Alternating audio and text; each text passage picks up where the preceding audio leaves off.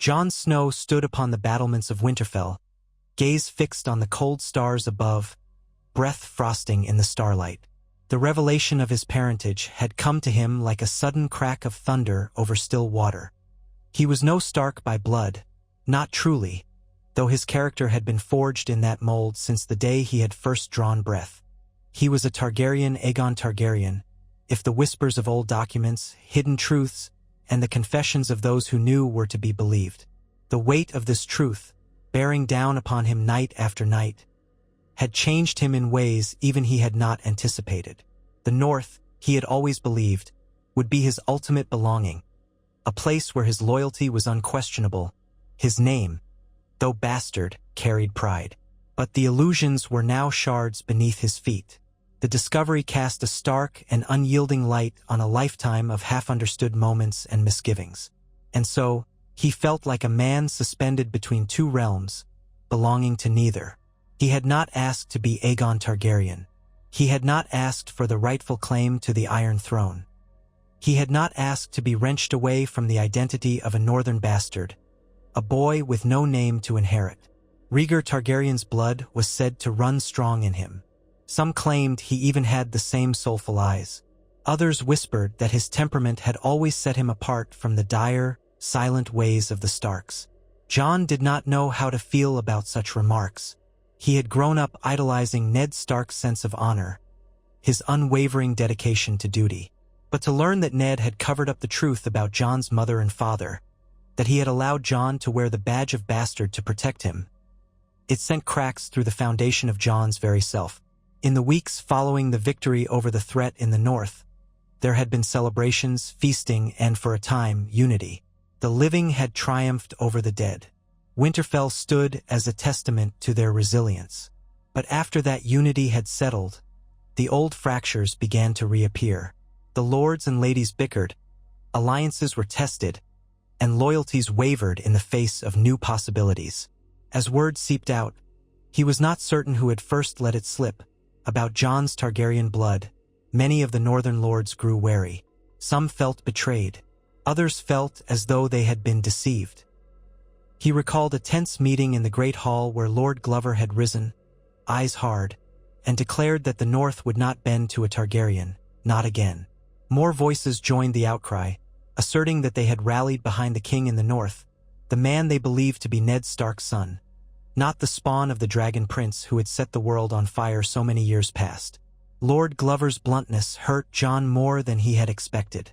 He had believed that everything he had done, riding beyond the wall, forging alliances, fighting for all humankind, had proven his worth regardless of his name. But old wounds festered, especially where Targaryens were concerned.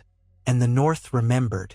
Even Sansa, who had become a pillar of strength in the aftermath of their battles, regarded him at times with a cautious gaze. She never spoke ill of him.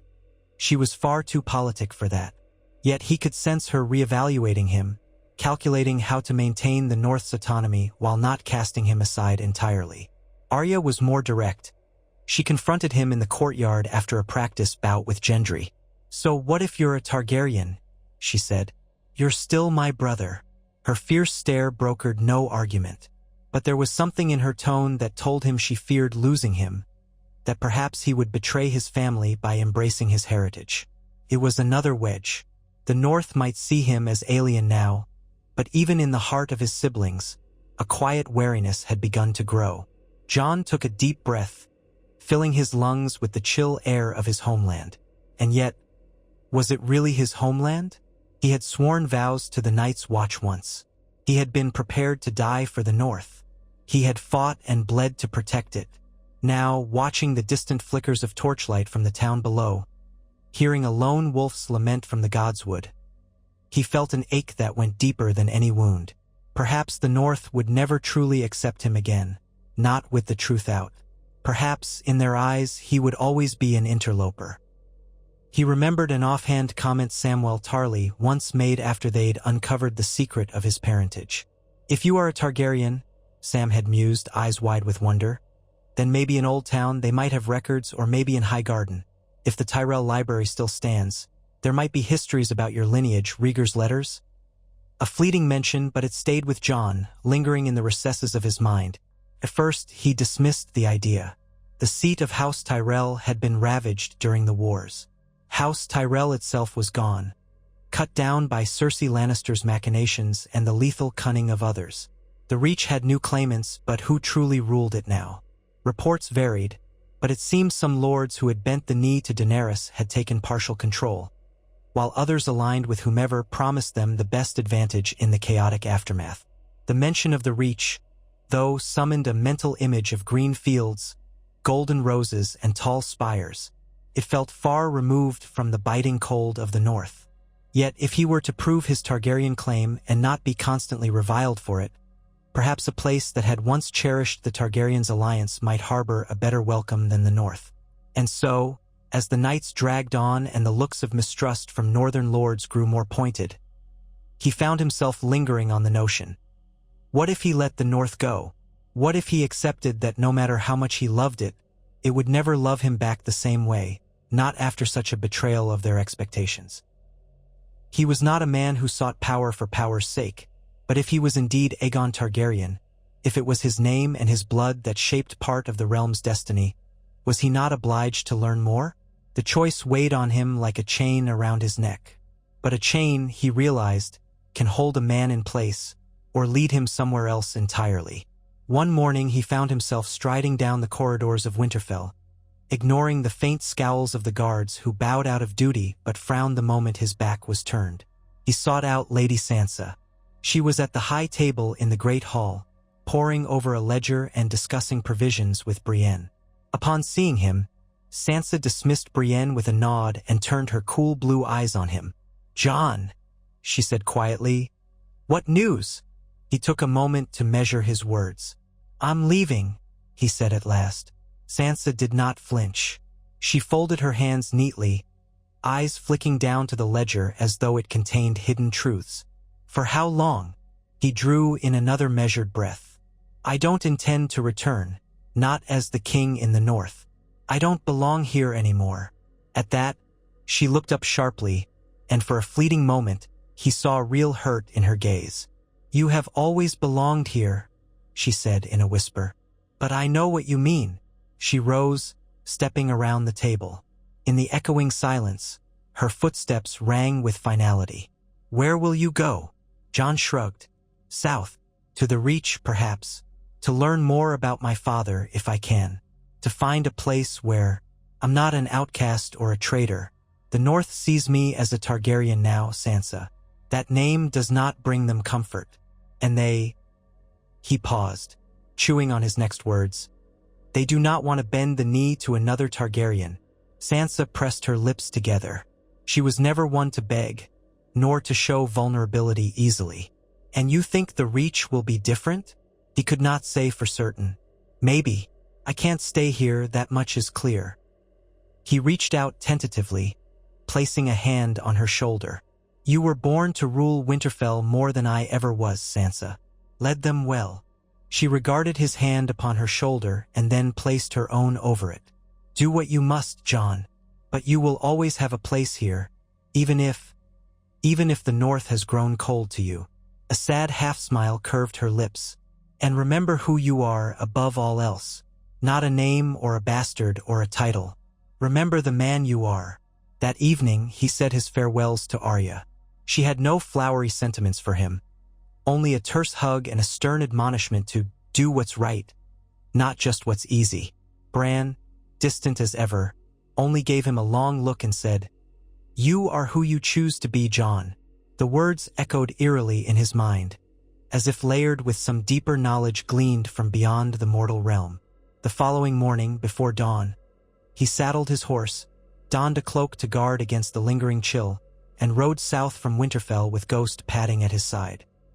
Word traveled quickly, of course. By the time he reached Moat Cailin, a handful of loyal followers caught up with him. Volunteers, or perhaps men hoping for favor, or simply those who believed in him despite all else. Davos Seaworth was among them, to Jon's surprise and relief. The Onion Knight would not let him ride into the unknown alone, it seemed. Tormund Giantsbane, having lingered in the north longer than intended, decided the cold was better left behind for now. He wanted to see what these southern folk had to offer, he said with a grin. A few others joined, men who had fought at his side in the wars and believed in him enough not to let him vanish on his own. They traveled slowly, mindful of the horse's needs, forging a small column of riders. As they progressed south, the air warmed by degrees. Grass grew lusher. The wind no longer sliced with winter's teeth. Jon could feel Ghost's tension easing day by day, the direwolf curious about the new scents and milder nights. But Jon's own tension did not recede. Doubt gnawed at him. He questioned the wisdom of this journey, uncertain what exactly he sought. Recognition as a Targaryen?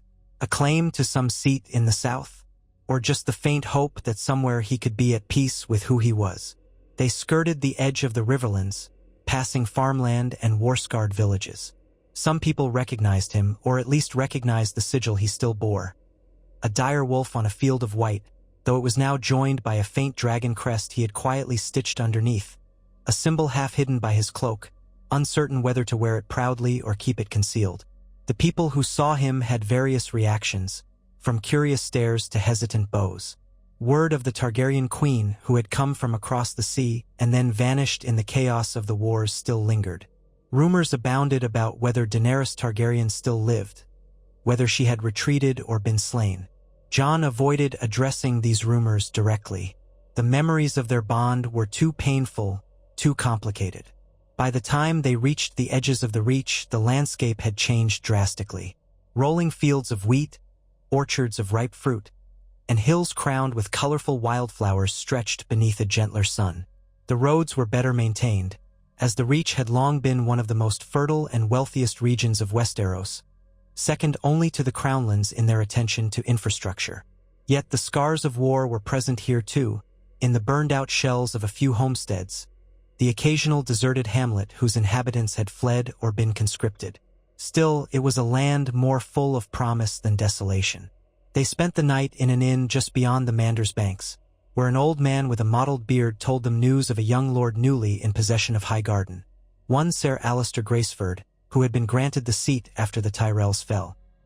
"But he's not a rightful lord, I tell ye," the innkeeper muttered, wiping a mug with a stained cloth. "He's more like a caretaker for whomever the queen in King's Landing chooses next, or the next king, or whoever sits the blasted Iron Throne. Times are uncertain." Jon absorbed this information quietly. The Reach was a land in flux. Many of its noble houses had sided with the Targaryen queen, though not all. The region might still remember the Targaryens' old alliances with House Tyrell, though the memory could be complicated by recent events. The next morning, he and his companions pressed on. As they rode under the southern sun, Davos asked, "What do you expect to find here, lad?" The older man's eyes were kind but searching. Jon considered his words carefully. "Acceptance," he finally said, though his voice betrayed his uncertainty. "A place where I might not be scorned. A place where I can see what legacy Rhaegar left behind, if any." Tormund made a scoffing noise. "You're the man who killed a bloody ice dragon, who led free folk and crows alike, and you're worried about acceptance from fancy lords and ladies?" His laugh was like gravel. "Seems strange to me." Jon managed a tight smile. "I'm not asking them to love me, Tormund, just to give me room to figure out who I am." When Highgarden's golden spires came into view, it felt almost like a dream. The castle sat amid lush gardens, ringed by tall, elegant walls draped with creeping vines and blooming roses. Though a measure of the Tyrell grandeur had withered, the core of it remained, a stately fortress surrounded by the fecund bounty of the Reach. They approached cautiously, uncertain of their reception.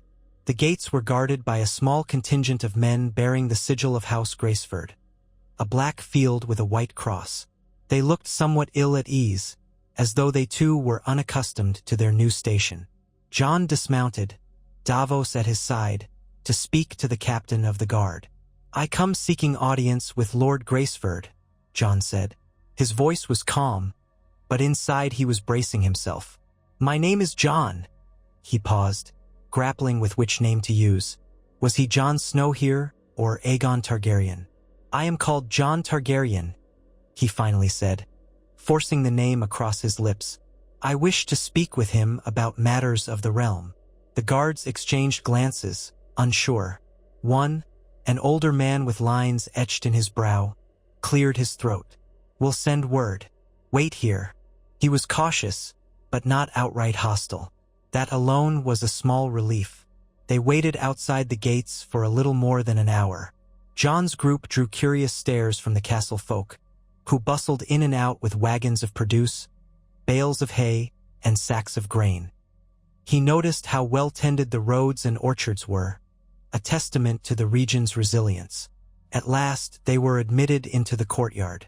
A steward hurried out, panting slightly, and bade them follow into a large hall where Ser Alistair Graceford, newly minted Lord of Highgarden, held court. Ser Alistair was a man in his mid-30s, with a neatly trimmed beard and dark hair combed back from a high brow. He wore a green doublet embroidered with gold thread, doubtless an echo of the Tyrell colors in deference to his new seat. His expression was guarded as Jon approached.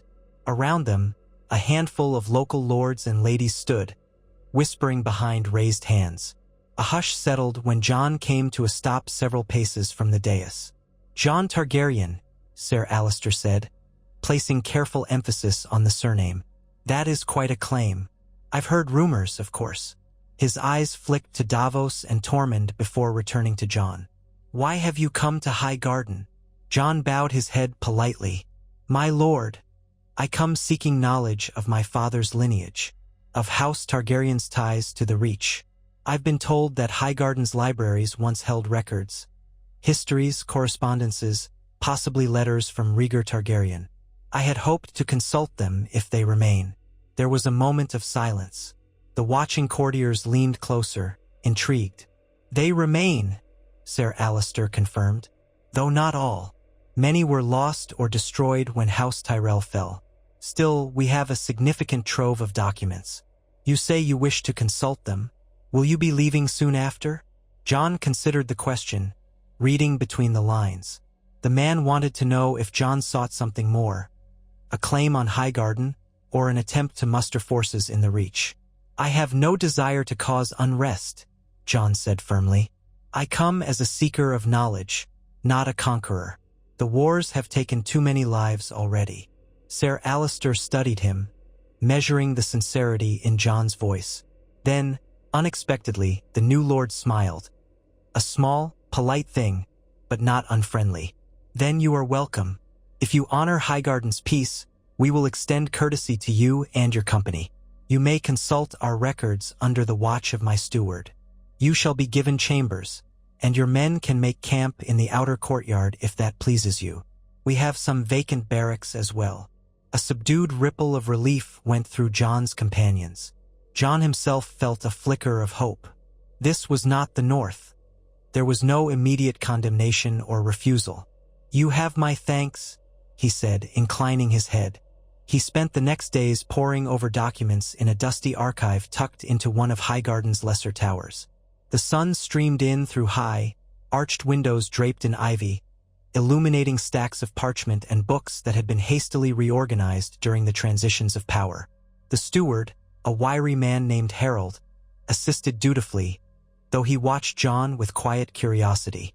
Jon read letters from centuries past, declarations of alliance between House Targaryen and House Gardner, the line of kings that once held the Reach before Aegon's conquest. He found notes referencing the betrothal of Margaery Tyrell to certain high lords, the politics that shaped the realm before everything was upended. But precious little remained regarding Rhaegar Targaryen specifically. At night, he walked the gardens of the castle, marveling at the variety of blossoms that thrived even in the midst of uncertainty.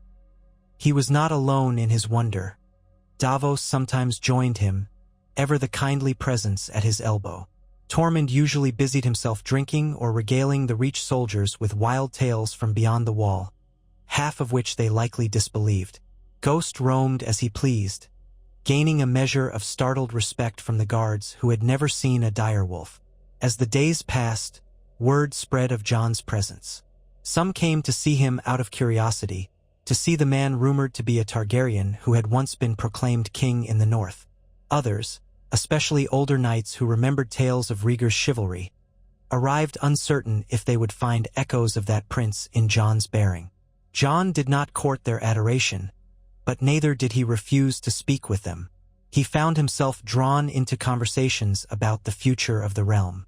Where would the Iron Throne stand now? With Cersei Lannister gone, her demise in the final throes of the war with Daenerys, did the Seven Kingdoms truly have a stable monarch? Some suggested Gendry Baratheon still had a claim. Others spoke of a rumored council that might choose the next king or queen. There were as many opinions as there were flowers in the gardens. One afternoon, Jon stood in the courtyard when a group of riders arrived bearing a banner he did not recognize at first. The Golden Huntsman of House Tarly on a green field. He recalled Samwell Tarly's reluctant stories about his family, their proud martial traditions, their place in the Reach's hierarchy. The lead rider dismounted and handed his reins to a squire. He was a tall, broad-shouldered man with a hard set to his jaw and graying hair at his temples.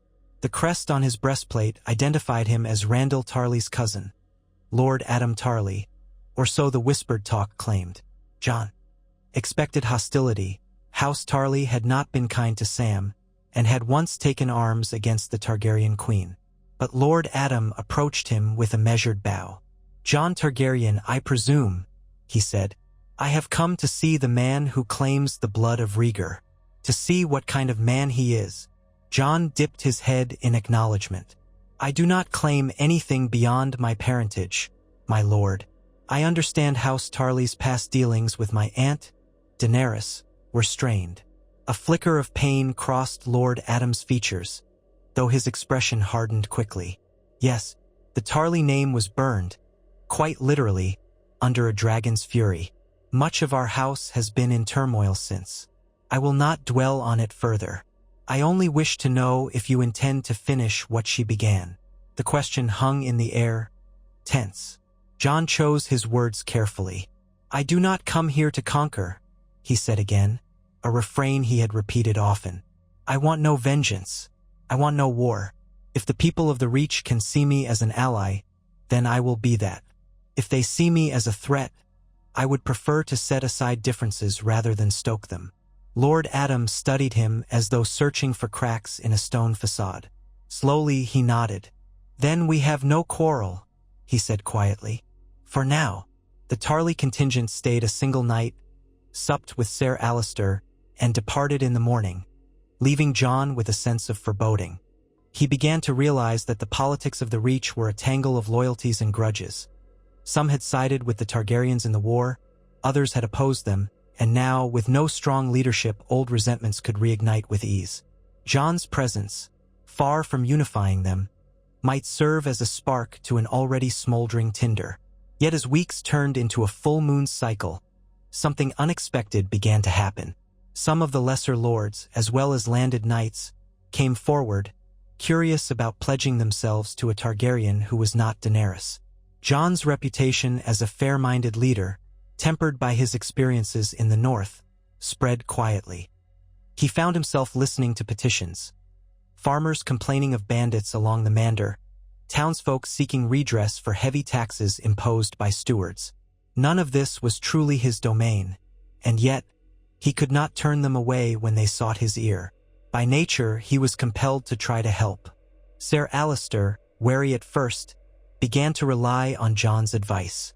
The new Lord of Highgarden was not entirely secure in his position, and perhaps saw Jon's growing popularity as a means to fortify his own rule, if Jon was not his rival.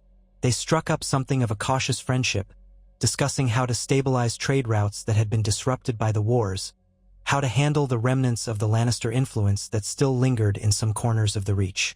Jon found a renewed sense of purpose in these daily tasks. He realized that the leadership skills he had honed commanding the Night's Watch and then the northern armies did not vanish simply because the North no longer wanted him. Here, in a land that craved stability, he could offer guidance if the people would have it. And indeed, some began to speak of him not as a bastard, but as the Targaryen prince, a phrase Jon disliked but could not entirely quell. Gossip in the halls suggested that a faction among the lesser lords wished to formally name him Warden of the Reach, or some new title to honor his Targaryen blood and the region's historical ties to House Targaryen. Jon tried to discourage such talk, insisting that Ser Alliser was the rightful holder of Highgarden by appointment. But words, once whispered, can take on a life of their own. One evening, after a day spent hearing local grievances, Jon retired to the edge of a small orchard within the castle walls, seeking solitude. The sun was setting, bathing the orchard in gold. Ghost trotted at his side, sniffing at the windfalls. Jon leaned against a gnarled apple tree, his eyes closed, letting the sweet scent of blossoms calm his mind. He sensed a presence approaching, footsteps soft on the grass. Opening his eyes, he found Lady Marion Beesbury standing a short distance away, hands folded demurely. She was a young noblewoman whose family's small keep lay near Honeyholt. She had been among those who had come to speak with Jon earlier about bandit raids. "Forgive me, my lord," she said, sounding nervous. "I don't wish to disturb your rest, but I wanted to thank you for intervening in my family's plight." She curtsied, the folds of her pale gown sweeping the grass. Jon shook his head. "I only gave advice. Ser Alliser will see to the rest." "Yes, but it was your suggestion he listened to, my lord," Lady Marion said. "Most of us in the Reach have felt unmoored since Lady Olenna Tyrell's death. She was the backbone of these lands in many ways, cunning as she was. Ser Alliser tries, but he's not proven himself yet. He does not inspire. You do." The compliment made Jon uncomfortable. He frowned, shifting his weight. "I'm no inspirational figure. I've made mistakes. All men make mistakes," she said, stepping closer. "It's what you do after that matters. The people of the Reach see you as someone who understands duty, who has risked his life for more than petty squabbles. That means something." He didn't know how to respond, so he only nodded, grateful at least that she did not press him further. After a moment, she offered a small smile, then took her leave. Jon watched her depart, feeling a swirl of conflicting emotions. On the one hand, he was heartened that someone believed in him. On the other hand, this was precisely the kind of thing that could breed resentment among those who clung to their power. That night, as he lay on a bed far softer than any in Winterfell or Castle Black, he stared at the canopy above him, seeing flickers of torchlight dance in the shadows. He thought of the North, of how he had yearned for acceptance there. He had worn himself thin trying to protect a land that, in the end, had all but cast him out when his parentage came to light. Now here he was, in the heart of the Reach, where men and women were coming to him for leadership, seeing in him some echo of the Targaryen name they once revered, before that reverence was turned to ash by the Mad King's sins and the more recent devastation. Was this the path fate had laid out for him? To find acceptance in a land that was not his birthright in the sense of being raised there, but was his inheritance through blood long overshadowed? He thought of Sam, who had often spoken fondly of the libraries in the Reach, of the fields and rivers that made this land so vibrant. Sam had revered books, knowledge, and the heritage of Old Town. That city lay not so far from Highgarden, though Jon had not yet ventured there. Perhaps he would someday. Sam had told him once that the Targaryens were not all monstrous tyrants like the Mad King. Many had been flawed but decent rulers, some wise and just. Rhaegar, from everything Jon had read, seemed to have been an idealistic man, deeply spiritual, longing to be a good king one day.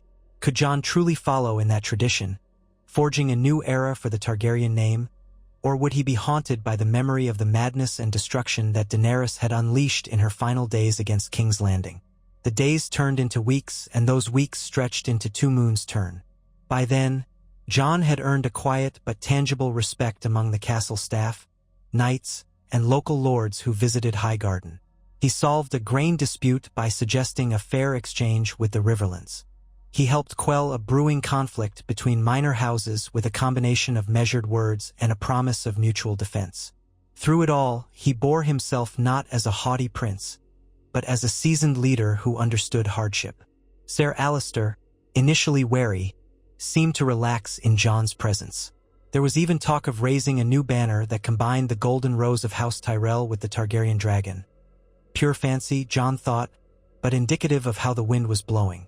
Nevertheless, tensions simmered beneath the surface. Word reached Jon that certain houses, particularly the Tarleys and some of their allies, were alarmed by the possibility of a Targaryen ascendancy in the Reach. They remembered the fate of Randall Tarley and his son, burned alive by dragonfire. They feared that supporting another Targaryen might bring them to a similar fate if things went awry. Some tried to court Jon's favor, seeking to ensure that if he rose in station, they would not be his enemies. Others considered forging alliances to keep him in check. The realm was still battered, and no one truly wished for another war. But old grudges and new ambitions made the ground unsteady.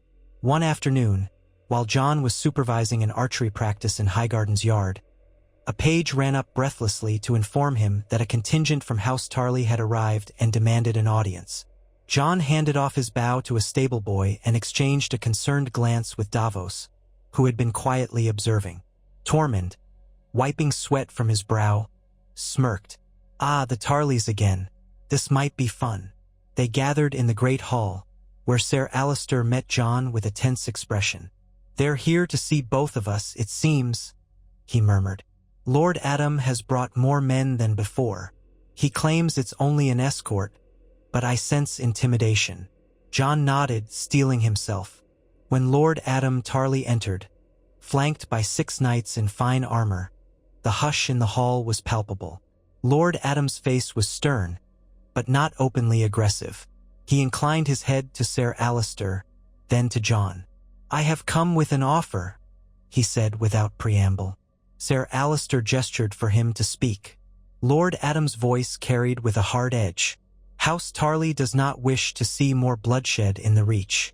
We acknowledge that Ser Alliser holds Highgarden by appointment from the crown, though the crown itself is now a question mark. We also recognize that Jon Targaryen, he paused, letting the name resonate, has the potential to draw the support of many in the Reach, for better or worse. Therefore, House Tarly proposes a marriage alliance. A stunned silence enveloped the hall. Jon could practically feel his heartbeat pounding in his ears. Marriage alliance? Between whom? He half expected the man to name a cousin or daughter for Ser Alliser, but Lord Adam's gaze shifted to Jon with unwavering intent. Marriage with a suitable Tarly bride. That is, Lord Adam continued, addressing Jon directly. Should you be serious about peace and not conquest, about forging a stable future, then what better way than to tie our house, one of the oldest in the Reach, to the Targaryen name? We bring soldiers, we bring farmland, we bring a proud martial history. You bring a claim, whether you wield it or not, and a name that many still revere. Jon inhaled sharply. This was the last thing he had expected. He heard a soft exhalation from Davos behind him, as if the old knight was just as caught off guard. Tormund muttered something incomprehensible, but likely rude. Across the hall, a murmur spread among the assembled courtiers. Ser Alliser seemed just as startled, though he attempted to maintain a diplomatic face. At length, Jon found his voice. My lord, he said carefully, I never intended to claim the Reach or to provoke conflict, but this marriage seems quite sudden. May I ask who in your house you propose for such a union? Lord Adam nodded, as if expecting the question. My niece, Lady Celia Tarly, he replied. She is of age, well read, and has spent time in Old Town. A suitable match for a man of your station, if you are indeed the son of Rhaegar Targaryen. Jon looked down, wrestling with his emotions. Marrying a woman he did not know for the sake of consolidating power was precisely the kind of political maneuver that had driven so many tragedies in the realm. It was how Rhaegar had wed Elia Martell before absconding with Lyanna Stark, setting the realm aflame. He had seen the suffering such alliances could bring. Yet he also recognized that refusing outright might make an enemy of House Tarly, a house with enough influence and might in the Reach to destabilize everything he had been trying to build. And if he was honest with himself, he was no longer the innocent boy who joined the Night's Watch out of desperation. He had seen the cost of disunity. If a marriage alliance could secure peace, Ser Alistair saved him from an immediate reply by clearing his throat and suggesting that they retire to the solar to discuss matters in private. Lord Adam agreed, and they adjourned, leaving the hall abuzz with speculation. In the solar, once the door was shut, Ser Alistair wasted no time in questioning Lord Adam's motives. Is this meant as some form of control, Adam? You have not hidden your wariness about a Targaryen in the Reach. Lord Adam spread his hands. We prefer to keep our enemies close, and by binding them to our family, perhaps they need not be enemies at all. Better to build than to tear down. We lost enough of our kin to Daenerys's flames. We do not wish to see more Tarly blood spilled. He turned to Jon.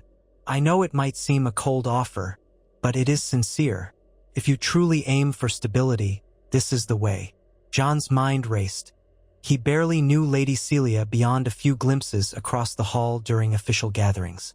She seemed quiet, poised, certainly not unkind. But marriage? Could he even allow himself such a union again, after the anguish he had known with Ygritte, then the complicated bond with Daenerys? Did he have it in him to open his heart in that way, or was this simply a political arrangement, a contract to reassure House Tarly? What does Lady Celia want? Jon asked finally, his voice sounding thick in his own ears.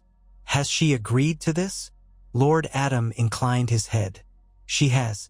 She understands the duty of our house. She has no illusions.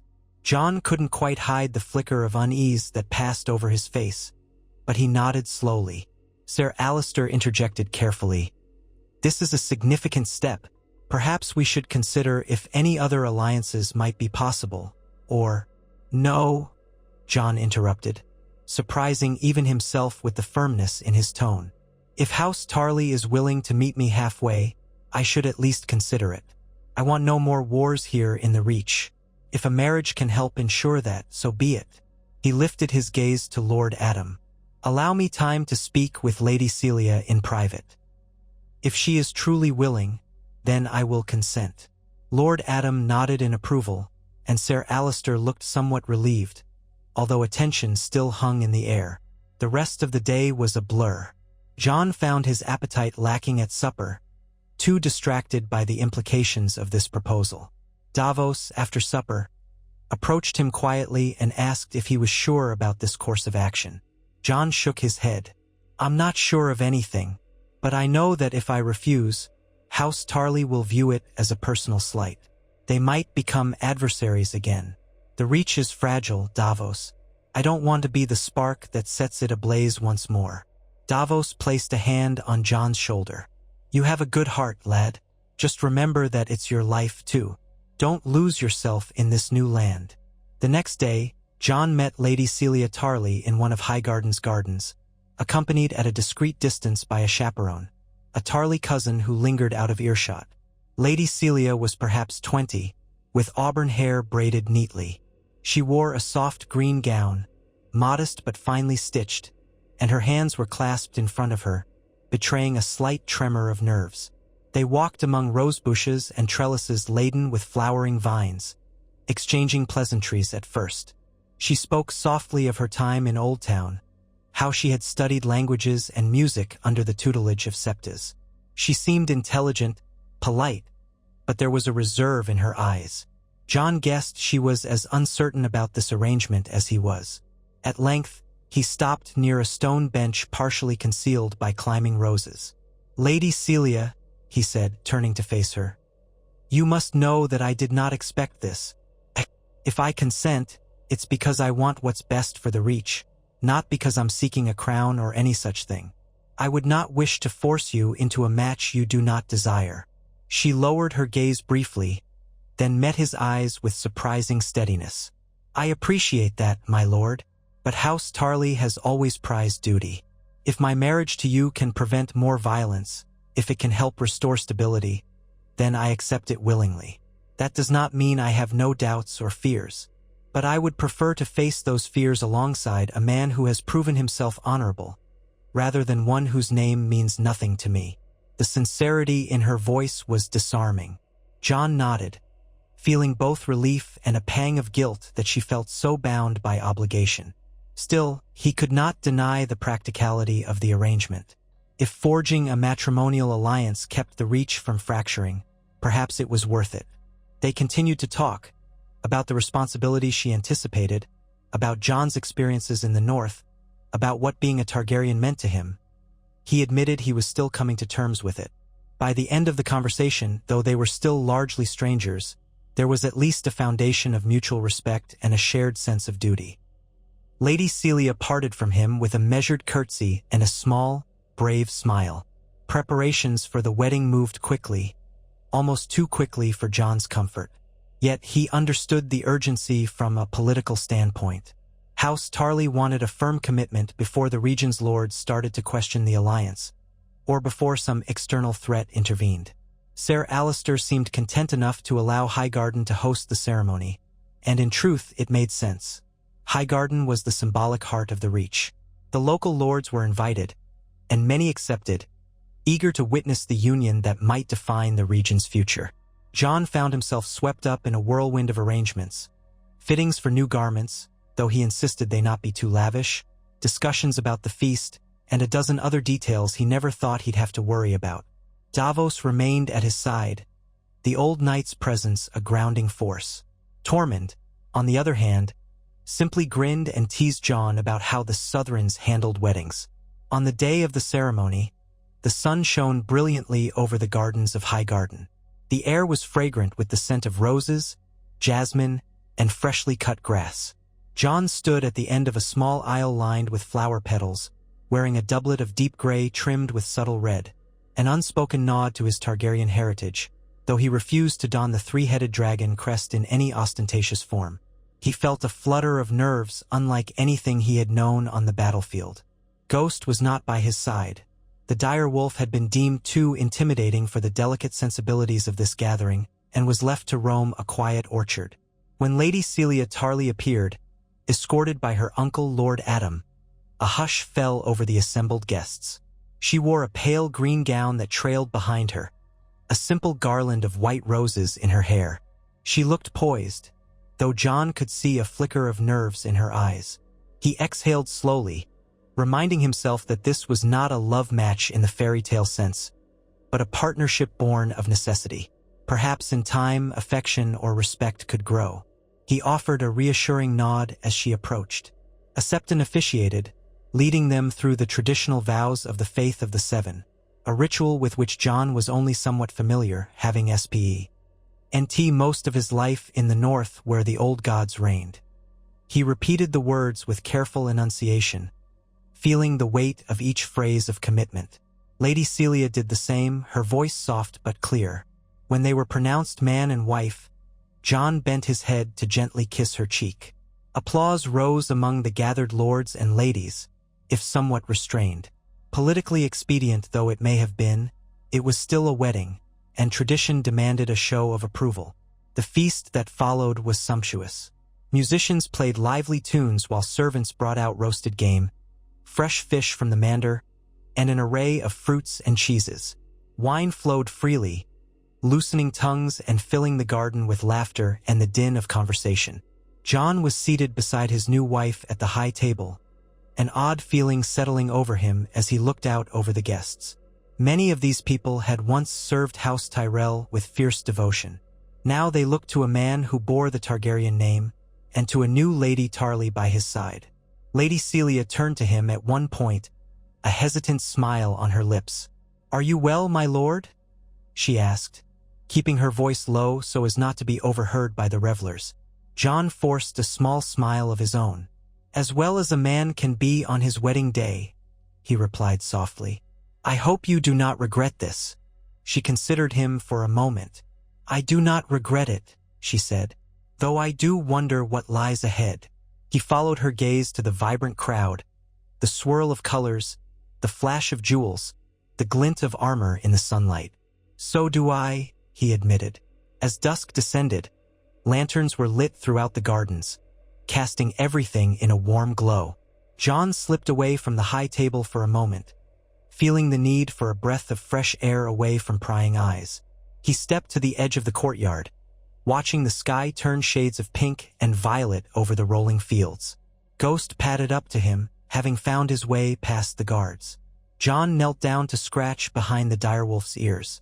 He wondered how his family in the north would react if they knew. Sansa would likely see it as a shrewd political move.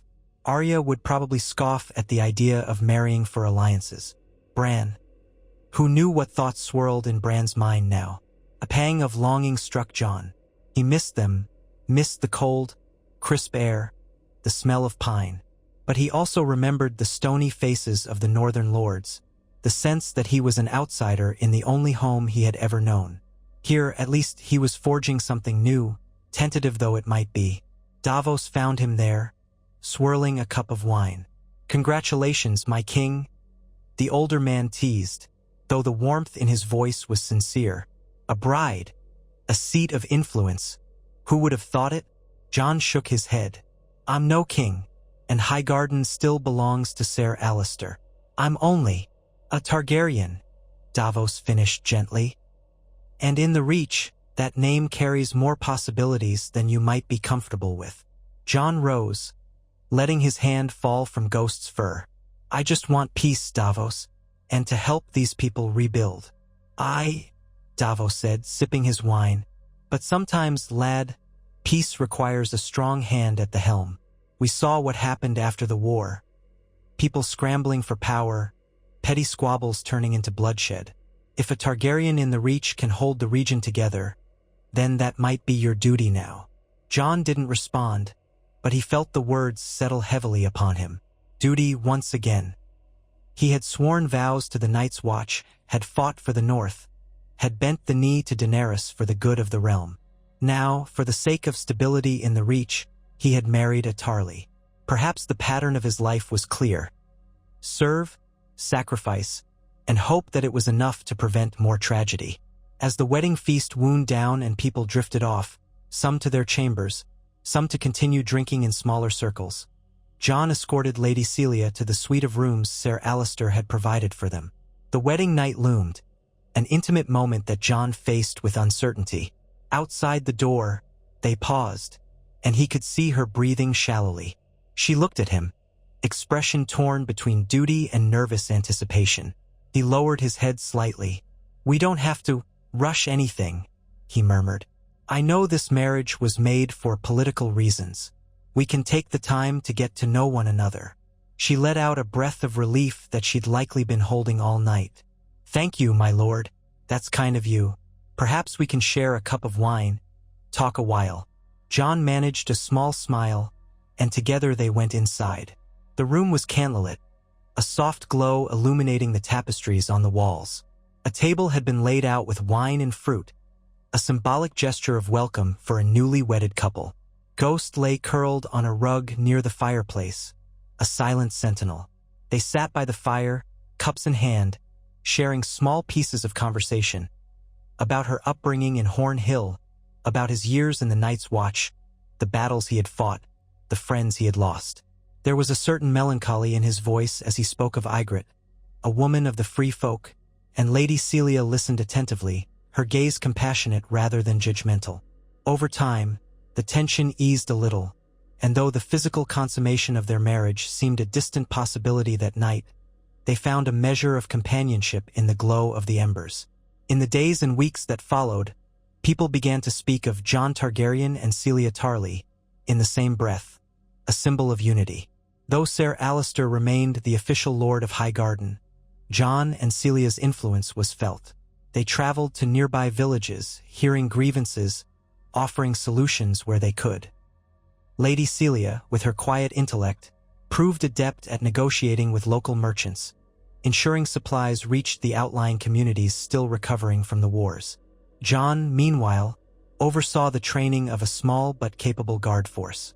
Each step forward seemed to anchor Jon more firmly in the Reach, a land that was gradually accepting him, at least in part, as their Targaryen connection. Letters began to arrive from other regions of Westeros, inquiring about the developments. Some lords wrote to Jon directly, probing whether he intended to stake a claim on the Iron Throne. Jon responded that his only interest was the well-being of the Reach. A few missives came from the north, primarily addressed to Ser Alliser or Davos, asking about Jon's state of mind, whether he had turned his back on the Starks altogether.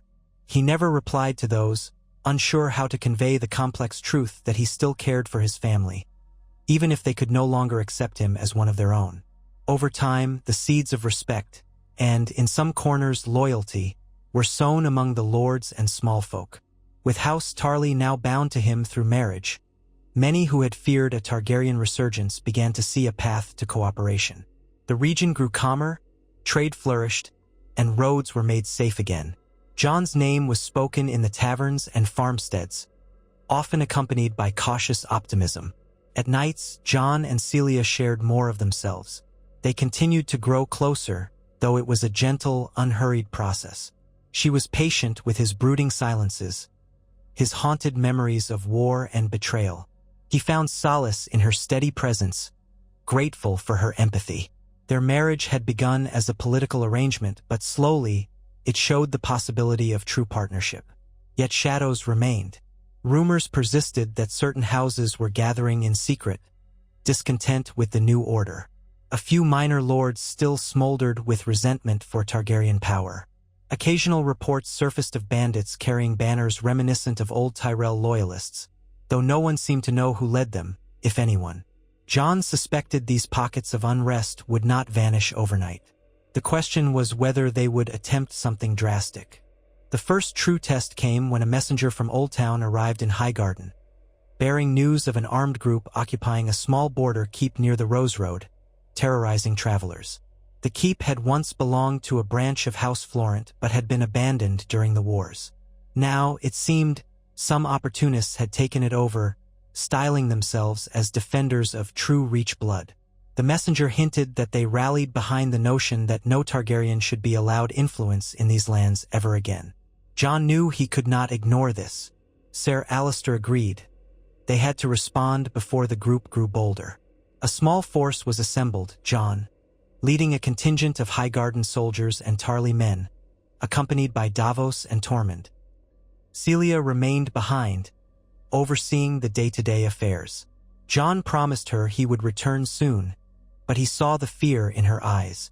This would be his first test of armed force in the Reach, a sign of how he chose to rule. They rode out under the bright sun, banners snapping in the wind. A black banner bearing a red three-headed dragon flew alongside the green rose of Highgarden and the Tarly huntsmen. Jon, never one for ostentatious displays, realized the symbolism was unavoidable. He was a Targaryen commanding a host in the Reach. For some, that would invoke memories of Aegon the Conqueror. For others, memories of Daenerys's armies. He prayed it would not come to bloodshed, but suspected otherwise. As they approached the keep, perched on a low hill overlooking the Rose Road, they saw the makeshift defenses, spiked barricades, a drawbridge half raised. Jon sent forth a rider under a flag of truce, demanding to speak with whoever led them. After tense moments, a small group emerged outside the keep, weapons visible but not brandished. Their leader was a haggard-looking knight who introduced himself as Ser Tybolt Oscry, though Jon doubted the man's claim to nobility. His worn armor and ragged men suggested they were more brigands than knights. Jon rode forward with Davos at his flank. "Ser Tybolt," Jon said, voice carrying over the hush of the soldiers. "I am Jon Targaryen, recognized in the Reach. I come to ask you to lay down arms and surrender this keep. No blood need be spilled." The knight spat on the ground. "Will not surrender to a Targaryen. Your kind brought dragonfire and ruin to the Reach. We fight for the true sons of the land." Murmurs rippled through Jon's men. Tormund snorted. "He's a dead man if he doesn't yield," the wildling grumbled, half under his breath. Jon raised a hand for silence. Then, addressing Ser Tybolt, he said, "The war is over. If you truly care for this land, you won't tear it apart with more violence. I'm offering you a chance to swear fealty and be spared. Think of your men." For a moment, Ser Tybolt seemed to consider it. Then, with a bitter sneer, he shook his head. "Targaryens have no place here. Best you go back to the north or wherever you came from."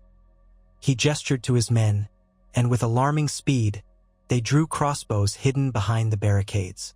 A volley of bolts whistled through the air. Jon's horse reared, and he threw himself sideways, narrowly avoiding a bolt aimed at his chest. Davos cried out as another bolt struck his shield, nearly toppling him from the saddle. A Highgarden soldier went down, clutching at a bolt protruding from his neck. Shouts erupted, and chaos reigned. "Shields up!" Jon shouted, regaining control of his panicking horse. The line of men behind him quickly raised shields, forming a bristling wall. Another volley rattled off the shields, though a couple more men went down with pained cries. Tormund roared, unsheathing his sword. "Enough talk!" Jon realized that negotiation had failed. These brigands wanted to fight, or at least their leader did, fueled by hatred. Jon had no choice but to respond with force. He commanded the archers to advance. They loosed a disciplined volley of arrows that arced over the barricades, striking down several of the crossbowmen who had foolishly exposed themselves. Ser Tybolt swore, ordering his men to pull back to the keep. The drawbridge began to creak up. Jon saw an opportunity. If the drawbridge fully lifted, they would be forced into a siege. He spurred his horse forward, leading a charge before the moat could be fully cut off. The front line of his men slammed into the barricades with a splintering crash. Jon hacked at wooden stakes, clearing a path. Tormund and a knot of wildling veterans did the same with savage efficiency.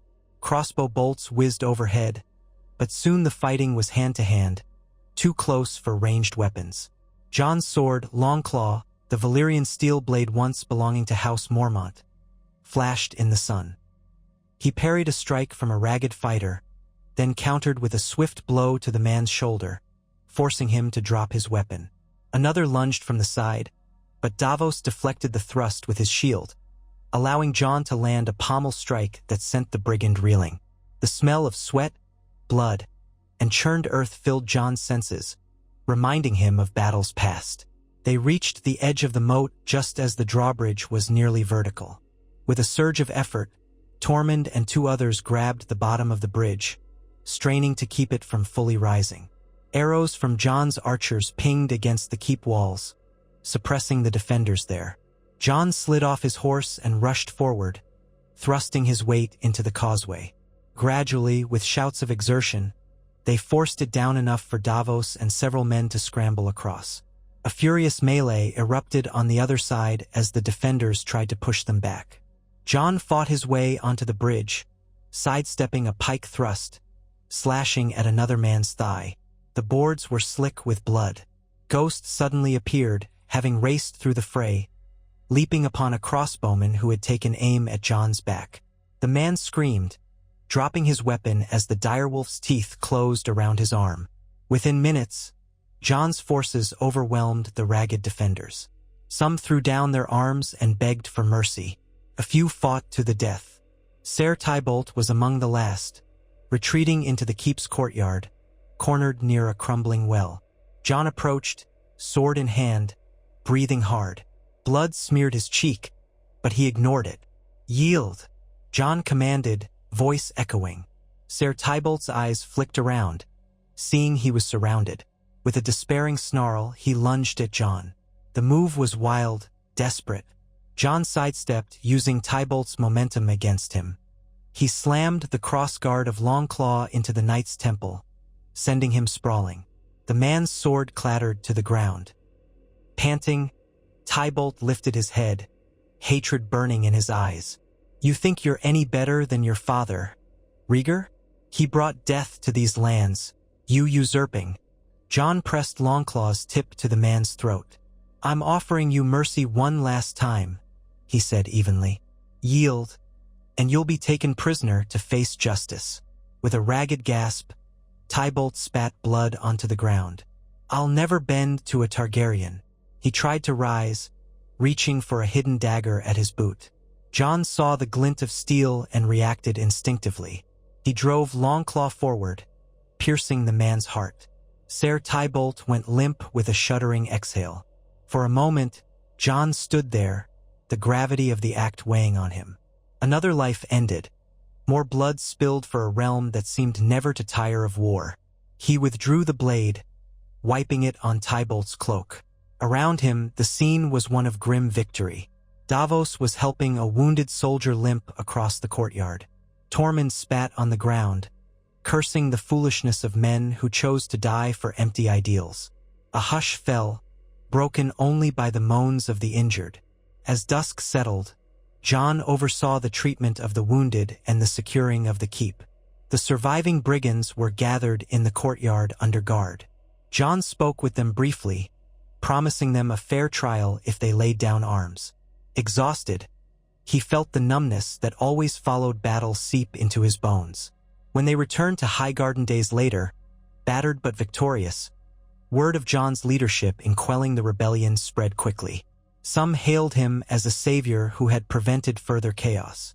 Others whispered that the Targaryen had shown he was not afraid to spill blood in the Reach to secure his position. The truth, Jon knew, was somewhere in between. Celia met him in the courtyard upon his return, rushing to his side with genuine relief. He embraced her, ignoring the eyes of courtiers and guards. In that moment, he felt something more than political alliance in her arms. He felt concern, care. He held on to that, letting it ground him amidst the swirling rumors of what his victory meant. In the weeks that followed, Ser Alliser quietly stepped back from some of his duties, either by choice or by pressure from other lords who now favored Jon's decisive action. They looked to Jon Targaryen as the stabilizing force. When local representatives came to negotiate trade or settle disputes, they sought Jon's presence. The Tarly Guard was stationed in Highgarden, offering added security. In effect, Jon was assuming the role of lord, even if he had never been officially declared so. The keep staff began referring to him and Celia as my lord and my lady. Jon tried to correct them at first, but they persisted. He realized that the people craved a figure they could rally behind. Ser Alliser was not disliked, but he was overshadowed by Jon's proven leadership. Over dinner one night, Alliser broached the topic himself, eyes downcast. "The Reach needs a ruler they trust," he said quietly. "I was only ever a caretaker, a placeholder put here by a shaky regime. If you would take Highgarden as your seat, I doubt many would oppose it now." Jon set his fork down. "That was never my intention. You have served faithfully. I don't wish to usurp your place." Alliser offered a wan smile. "You wouldn't be usurping. It seems more like destiny, if I dare use that word." His gaze swept around the grand hall, the Tyrell banners that still hung in memory of the fallen house, the Targaryen emblem that had begun to appear alongside them. "I am not the man to lead the Reach into a new era. You might be. Embrace it, or the region may fall back into chaos once more." Jon's stomach twisted. Embrace it.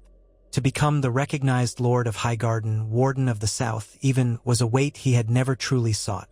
Yet the more he thought about it, the more it seemed like the natural culmination of everything that had happened since he'd left Winterfell. The people here would accept him, or at least enough of them to maintain peace. The Targaryen name, once a curse, could become a banner of hope for the Reach. If he refused, the power vacuum might invite further unrest, more challenges from discontented houses, more bloodshed. Perhaps it was his duty to take on this mantle, to protect these people as he once sought to protect the North. That night, he spoke with Celia at length in their chambers. She was hesitant, understanding the magnitude of the choice. But she confessed that if he did not accept, others would press him, or else the region would be divided. "A strong leader is necessary," she said, echoing Davos's words from weeks before. And so, with the reluctant blessing of Ser Alliser, the tacit support of House Tarly, and the quiet approval of various lords, Jon prepared to formally take up residence as Lord of Highgarden. The announcement was made in the Great Hall, in a simple but solemn ceremony. Ser Alliser relinquished the lordship, kneeling briefly before Jon. The gathered lords and knights applauded, some with genuine fervor, others with resigned acceptance. When Jon rose to address them, he felt the enormity of the moment. He was no longer the bastard of Winterfell, nor even the king in the north. He was Jon Targaryen, Lord of Highgarden, a new power in the south. He gazed at the expectant faces and drew in a breath. "I accept this responsibility for the sake of the Reach," he said, voice steady. "I pledge myself to the prosperity and well-being of these lands, to defend them from those who would bring chaos. I will rule with fairness, and I hope to earn your trust, as I will strive to deserve it." The hall erupted in applause once more. Beyond the parted crowd, Jon glimpsed Davos standing with Tormund. The Onion Knight offered a small nod of approval. Tormund gave a quick thumbs up, grinning from ear to ear. Celia stood off to the side, her expression a mix of pride and trepidation. In that moment, Jon felt the echo of his father's legacy, both Ned Stark and Rhaegar Targaryen, guiding him toward a destiny he had never imagined. The North was behind him, perhaps irrevocably, but a new realm stood before him, fertile and brimming with challenges. The future was uncertain, but he would face it with honor, with the sense of duty that had shaped him from boyhood. He looked out over the assembled folk of the Reach and wondered if, in time, they would see him not as an outsider but as their own protector, their own lord. He wondered if one day he would truly feel at home in these warm, flower-laden fields. For now, he would keep his word, as he always had, and strive to be worthy of the trust they were placing in him. And in the end, perhaps that was all any man could do. Stand firm by his principles wherever fate led him, no matter the name he bore. The next dawn found him walking alone along the ramparts of Highgarden, the sun rising over sweeping green fields. Birds sang in the distance, and the wind carried the scent of blossoms. He inhaled deeply, memories of snow and pine flickering in his mind. Ghost padded beside him, still as loyal as ever. Soft footsteps approached. It was Celia. She stood beside him, resting a hand lightly on the cool stone. "Good morning, my lord husband," she said, her tone half-teasing. Jon glanced at her, offering a faint smile. "Good morning, my lady wife." They looked out together at the rolling fields, the Mander's lazy curve glinting in the morning light. A new day, a new life. One neither of them had quite anticipated. There would be many challenges, and shadows still lurked at the edges of the realm. But for this moment, at least, the air felt calm and full of promise. Jon Snow, Aegon Targaryen, felt the warmth of the southern sun on his face and allowed himself to hope. Here, in the heart of the Reach, he might finally shape a future free from the ghosts of his past, forging a place where he could be true to the best parts of himself. And while the path ahead was certain to be fraught with trials and danger, he would walk it with honor and determination, never forgetting the lessons the North had taught him. He placed his hand over Celia's, the morning light revealing the silver hint in his dark curls, a legacy of the dragon's blood that flowed within him. "Let's make the Reach flourish," he said quietly, and in his heart, he hoped that this time he would not be cast aside for simply being who he was. And so began the next chapter of Jon Targaryen's life, a journey not north but south, into the green heart of Westeros, where he sought not only recognition but a home, a duty, and perhaps, in time, a sense of belonging that had eluded him his entire life. Jon woke in the gray half-light before dawn, the swirl of indistinct dreams clinging to his mind like fog over the Mander. For a moment, he expected to find himself in the north, half buried beneath thick furs in a chamber shaped by the harsh realities of cold stone and narrower windows. Instead, the scent of roses drifted through the high casement of Highgarden's lordly bedchamber, and a soft breeze rustled the gauzy curtains. He took in the hush of dawn, the distant cooing of wood pigeons, the faint trickle of water from a fountain in the courtyard below. Beside him, Celia Targaryen now by marriage, lay curled in restful slumber, one arm thrown across her waist as though guarding a private dream. A sense of responsibility weighed on him, heavier than any chain mail or cloak he'd worn in the frozen north. He was Jon Targaryen, Lord of Highgarden and Warden of the Reach by the will of its people, most of them at least. Even so, a voice within him always asked, "Why me?" The answer came in the memory of countless wounds, some healing, some fresh. The Reach was in need, and he had been there, ready. Perhaps it was fate, or perhaps it was just the unfortunate logic of politics. He sat up slowly, careful not to disturb Celia. Ghost, ever watchful, was sprawled near the hearth, his pale fur a stark contrast to the warm tapestries that adorned the walls. The dire wolf raised his head at Jon's movement, ears pricking forward. Outside, dawn seeped into day, and Jon knew that soon enough, a new wave of tasks, decisions, and negotiations would come pounding at the doors of Highgarden. He dressed quietly, donning riding leathers rather than the fine attire his station demanded at formal gatherings. Even here, in a place that was slowly learning to call him Lord, he preferred practicality over ostentation. The leather jerkin was embossed with only the smallest detail, a subtle outline of a three-headed dragon around the collar that a close observer might notice. At times, he considered removing even that, but he also recognized that as uneasy as he still was with his Targaryen blood, it was part of the bedrock on which his new authority rested. By the time he exited the bedchamber, Celia was stirring. He left her a note, scrawled hastily, "I must see to a matter before breakfast. I'll return soon." He pressed a quick kiss to her temple, noticing the warmth and the faint hint of lavender in her hair. Then he was gone, Ghost padding at his heels through the corridors. Highgarden still stirred with the languid pace of early morning. Servants bustled about, lighting fires in the hearths, airing out corridors that might have grown stuffy overnight. A pair of guards bowed when Jon passed. One wore the green and gold rose of Highgarden. The other displayed the Tarly huntsman. It was a small sign of how far the region had come in forging an alliance that felt almost natural now. Jon made his way down the sweeping stairs to the courtyard, where a handful of stable hands were already at work grooming horses. He spied Davos Seaworth standing near a well, conferring with two men in half-armor. The Onion Knight seemed fully immersed in conversation, his grizzled face set in its usual look of kindly determination. At Jon's approach, the men inclined their heads. "Good morning, my lord," Davos said. "I was just hearing from these lads about the new watch schedule along the Rose Road." Jon nodded. "Any troubles?"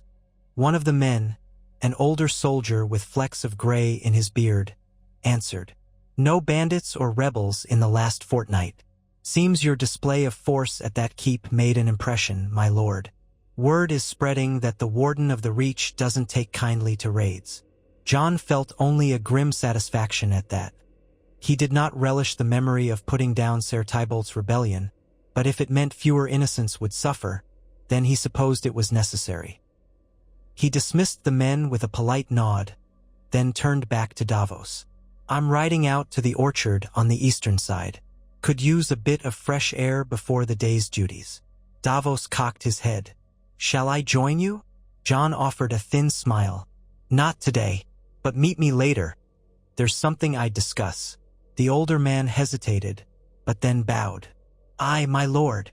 Jon gestured for a stable hand to ready a horse, a sturdy brown courser, and swung himself into the saddle with practiced ease. Ghost loped alongside as Jon guided the mount across the drawbridge and through the main gates. Dawn was creeping higher now, bathing the fields in gold.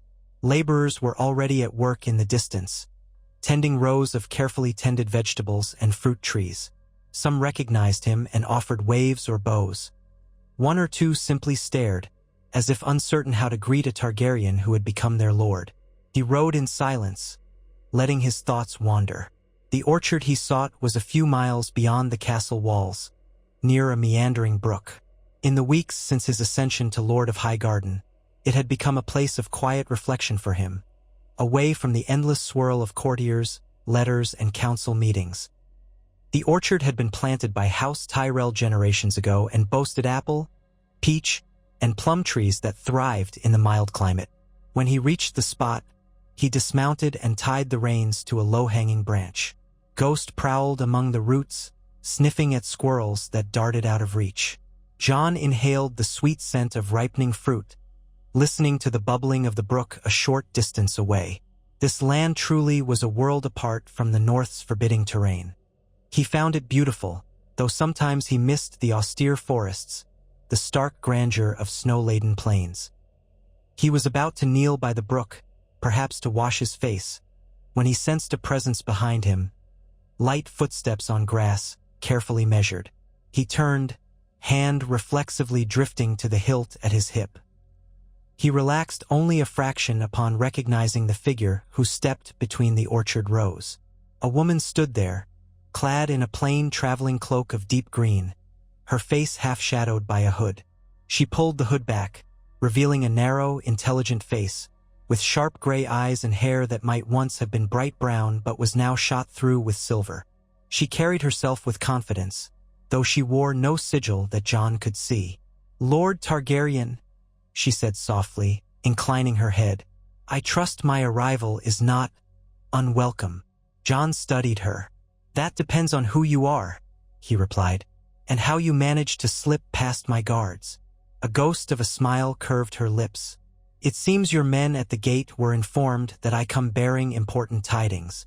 I believe Lord Davos might have once known me, or at least known of me, but perhaps I should be direct. I am Malora Hightower of Oldtown." Jon felt the name register. House Hightower was one of the oldest and most esteemed houses in the Reach, next in prominence only to the Tyrells when they still held power. The Hightowers were guardians of Oldtown, seat of the Citadel and the Starry September. He recalled Samwell Tarly mentioning them in passing once, describing their centuries of loyalty to the ruling families of the Reach. However, House Hightower had remained strangely quiet after the wars, possibly due to internal conflict or simply because Oldtown had largely been spared the worst of the devastation. "Lady Hightower," Jon said, acknowledging her with a slight bow, "I've heard little of your house these past months." She approached, slow and measured, as though not wanting to spook either him or the direwolf that watched her from the shadows of the orchard. "We had cause to keep to ourselves," she answered. "The Citadel remains neutral in all things, and many of Oldtown's lords, my father included, chose not to entangle themselves further with Targaryen affairs, not after what happened with the last queen. But I come now because matters are stirring in the realm, my lord, and House Hightower cannot remain aloof forever." Jon felt a tightening in his chest. He wondered if this was about him, about the Targaryen name he carried. "What matters?" She hesitated, eyes flicking to ghost for an instant. "There is talk in Oldtown of a great council," she said at last. "Word has reached the archmasters and the lords who frequent their halls. The idea is that the realm cannot drift leaderless. Cersei Lannister is gone, Daenerys Targaryen's whereabouts and fate remain uncertain. Some say she died. Others claim she vanished across the narrow sea. The Iron Throne in King's Landing stands in flux, with only a few Lannister loyalists clinging to any semblance of power. Gendry Baratheon has some supporters who whisper that he has the best claim, Robert's blood. And, of course, there is you." Jon's mouth felt dry. "I have no desire for the Iron Throne," he said quietly. "I told the lords of the Reach as much. Desire or not, you are a Targaryen," she said evenly. "Rhaegar's son. And you're building influence in the Reach. Do you truly think the rest of Westeros will ignore that forever? Or that men won't attempt to raise you up the moment a council is called?" He stared at the apple trees, the sunlight dappling the leaves. He had thought, perhaps naively, that by settling in the Reach, forging alliances, and focusing on its recovery, he might avoid the question of the Iron Throne. Yet the realm would not remain ungoverned indefinitely. "I mean the realm no harm," he said finally. "That is precisely why some will favor you," Malora Hightower replied, stepping closer. "You've proven yourself loyal to the living, rather than grasping at crowns. You ended the Night King. You fought to save the North and the entire realm. Now you keep the peace here in Highgarden. The small folk admire that. But you can't hide in these green fields forever." Jon exhaled slowly, wrestling with a surge of old frustration. He had never sought power for its own sake. The cost of leadership weighed on him daily. The men lost, the difficult decisions, the blame that inevitably came with every misstep.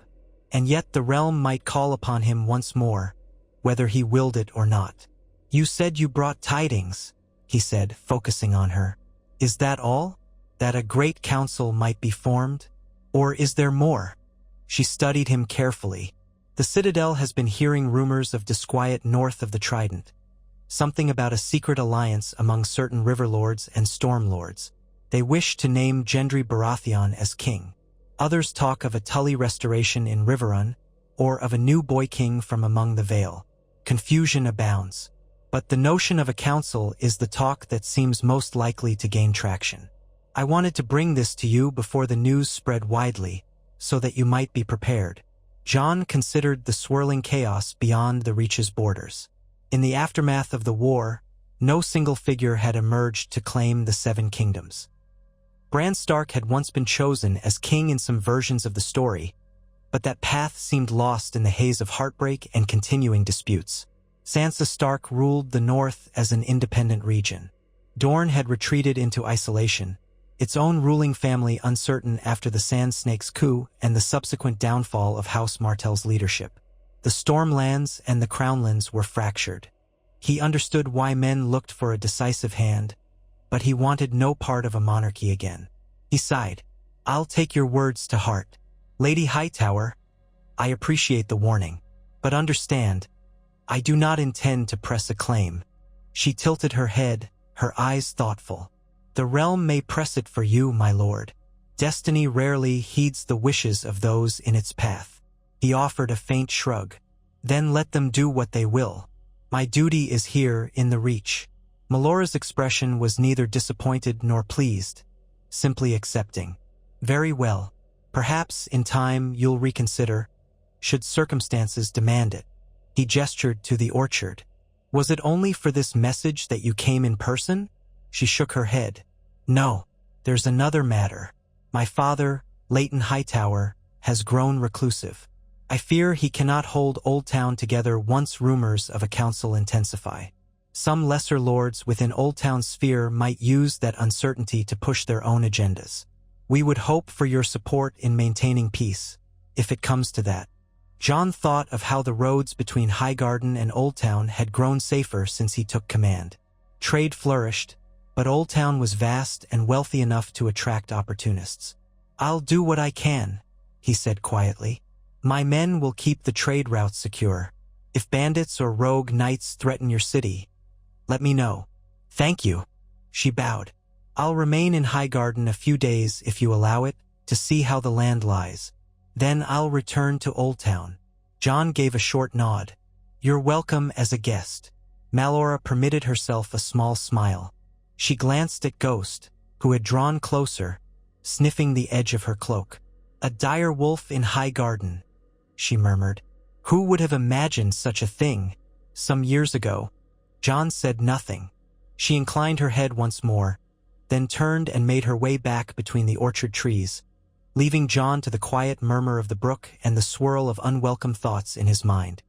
He stood there for a long while, the morning sun rising higher, until he caught himself wishing for the simpler days of the Night's Watch, a time when his responsibilities seemed so immense, yet far more straightforward than the labyrinthine politics of a broken kingdom. Eventually, he mounted his horse and rode back to Highgarden, Ghost loping alongside. By the time he returned, the castle was fully awake. Servants bustled about the courtyard carrying crates of early summer fruit. Cooks prepared midday meals, and lords in the halls debated the best approach to gathering next season's harvest. The day's routine had begun without him, but he hardly resented it. Let them manage themselves for a few moments longer. He dismounted, handed the reins to a stable boy, and made his way into the castle. He found Celia in the solar, seated at a polished oak table strewn with letters, scrolls, and a half-finished tapestry she'd been working on in her spare hours. She looked up, relief evident in her eyes. "I wondered where you'd gone," she said softly, rising to greet him. "You missed breakfast." He bent to brush a kiss against her cheek. "I needed some air, and I had an unexpected visitor, Melora Hightower." Celia's brow knit. "Hightower? I didn't realize they'd send someone so soon. She arrived not long after you left, but insisted she'd seek you out." Celia paused, gauging his expression. "Bad tidings," Jon exhaled. "She spoke of a potential great council forming, and she asked for our support should Old Town find itself challenged by opportunists." Celia nodded slowly. It was only a matter of time before the rest of Westeros tried to figure out who should sit the Iron Throne, or do away with the throne altogether. She tapped her fingers lightly on a rolled parchment. The realms had a taste of ruling themselves without a single monarch. Some might be content with that. Others hunger for a strong leader. He ran a hand through his hair, silent for a moment. Lady Hightower suggested that some might try to name me king. Celia's eyes flicked up to his.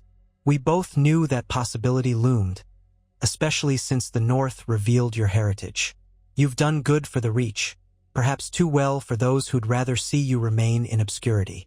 He swallowed hard. I don't want it.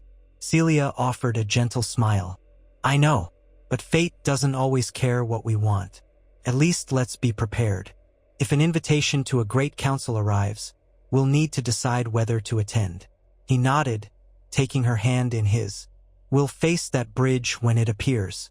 For now, how goes the day's business? She gave his hand a reassuring squeeze, then gestured to the array of letters and notes. Better than expected. The harvest in the nearby fiefs looks bountiful, and the small folk speak well of H. How swiftly you dealt with that revolt at the border keep. I have a stack of requests here, petitions for trade licenses, settlements of land disputes. Also, a few invitations from lesser lords to visit their estates. They want you to see all you've protected, presumably, or to curry favor. Jon grimaced slightly, remembering the labyrinth of courtesy calls expected of a lord. Though part of him shrank from the idea, he knew forging goodwill with the lesser lords mattered. The stability of the Reach hung on these relationships. I'll try to make time, he murmured. What else? She hesitated, and he saw a cloud pass over her features. Lord Adam Tarly wrote. He's heard rumors that some of his bannermen are restless. They resent that House Tarly bent the knee to a Targaryen, and that I married you. Jon's jaw tightened. He had known from the start that not all Tarly branches would be satisfied with the match. Some likely still fumed over the memory of Randall Tarly's death under Daenerys's dragonfire. Does Lord Adam want me to address them? Celia's voice lowered. He's not yet asked for direct intervention, only support if matters worsen. The last thing he wants is another minor revolt in Tarly lands. We can't appear to be ignoring him. He is my uncle, and through him, many Tarly swords remain pledged to us. Jon nodded. We'll send a response promptly. Offer assistance in keeping the peace. She agreed, already reaching for a quill. He observed her for a moment, marveling at how easily she navigated the intricacies of politics. She had grown into her role as Lady of Highgarden with a calm grace, and the small folk had begun to love her quiet diligence. For Jon, her partnership was a balm in a world that felt perpetually on the brink of new storms. After they finished discussing the day's affairs, Jon excused himself to meet with Davos and Tormund, who were waiting in a side chamber used for war councils. The large wooden table at the center displayed a detailed map of the Reach, pinned at the corners to keep it from rolling up. Sunlight streamed in through narrow windows, highlighting the faint lines marking roads, villages, and strategic keeps. Tormund waved jovially when Jon entered. There's the Lord of the Green Lands. I was telling Davos about your orchard tryst with that lady. Jon shot him a flat stare. It wasn't a tryst.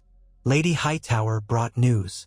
Davos, arms folded, looked as though he'd been waiting patiently. Bad news? Or just complicated? Complicated as always, Jon replied, pacing around the table. There's talk of a great council.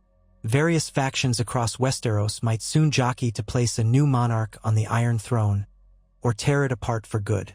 And word in Old Town is that some of them might try to set me up as a candidate. Tormund barked a short laugh. You've a knack for crowns, Targaryen. Never known a man who ran from them so fast. Yet they chase you. Jon smiled wearily at that.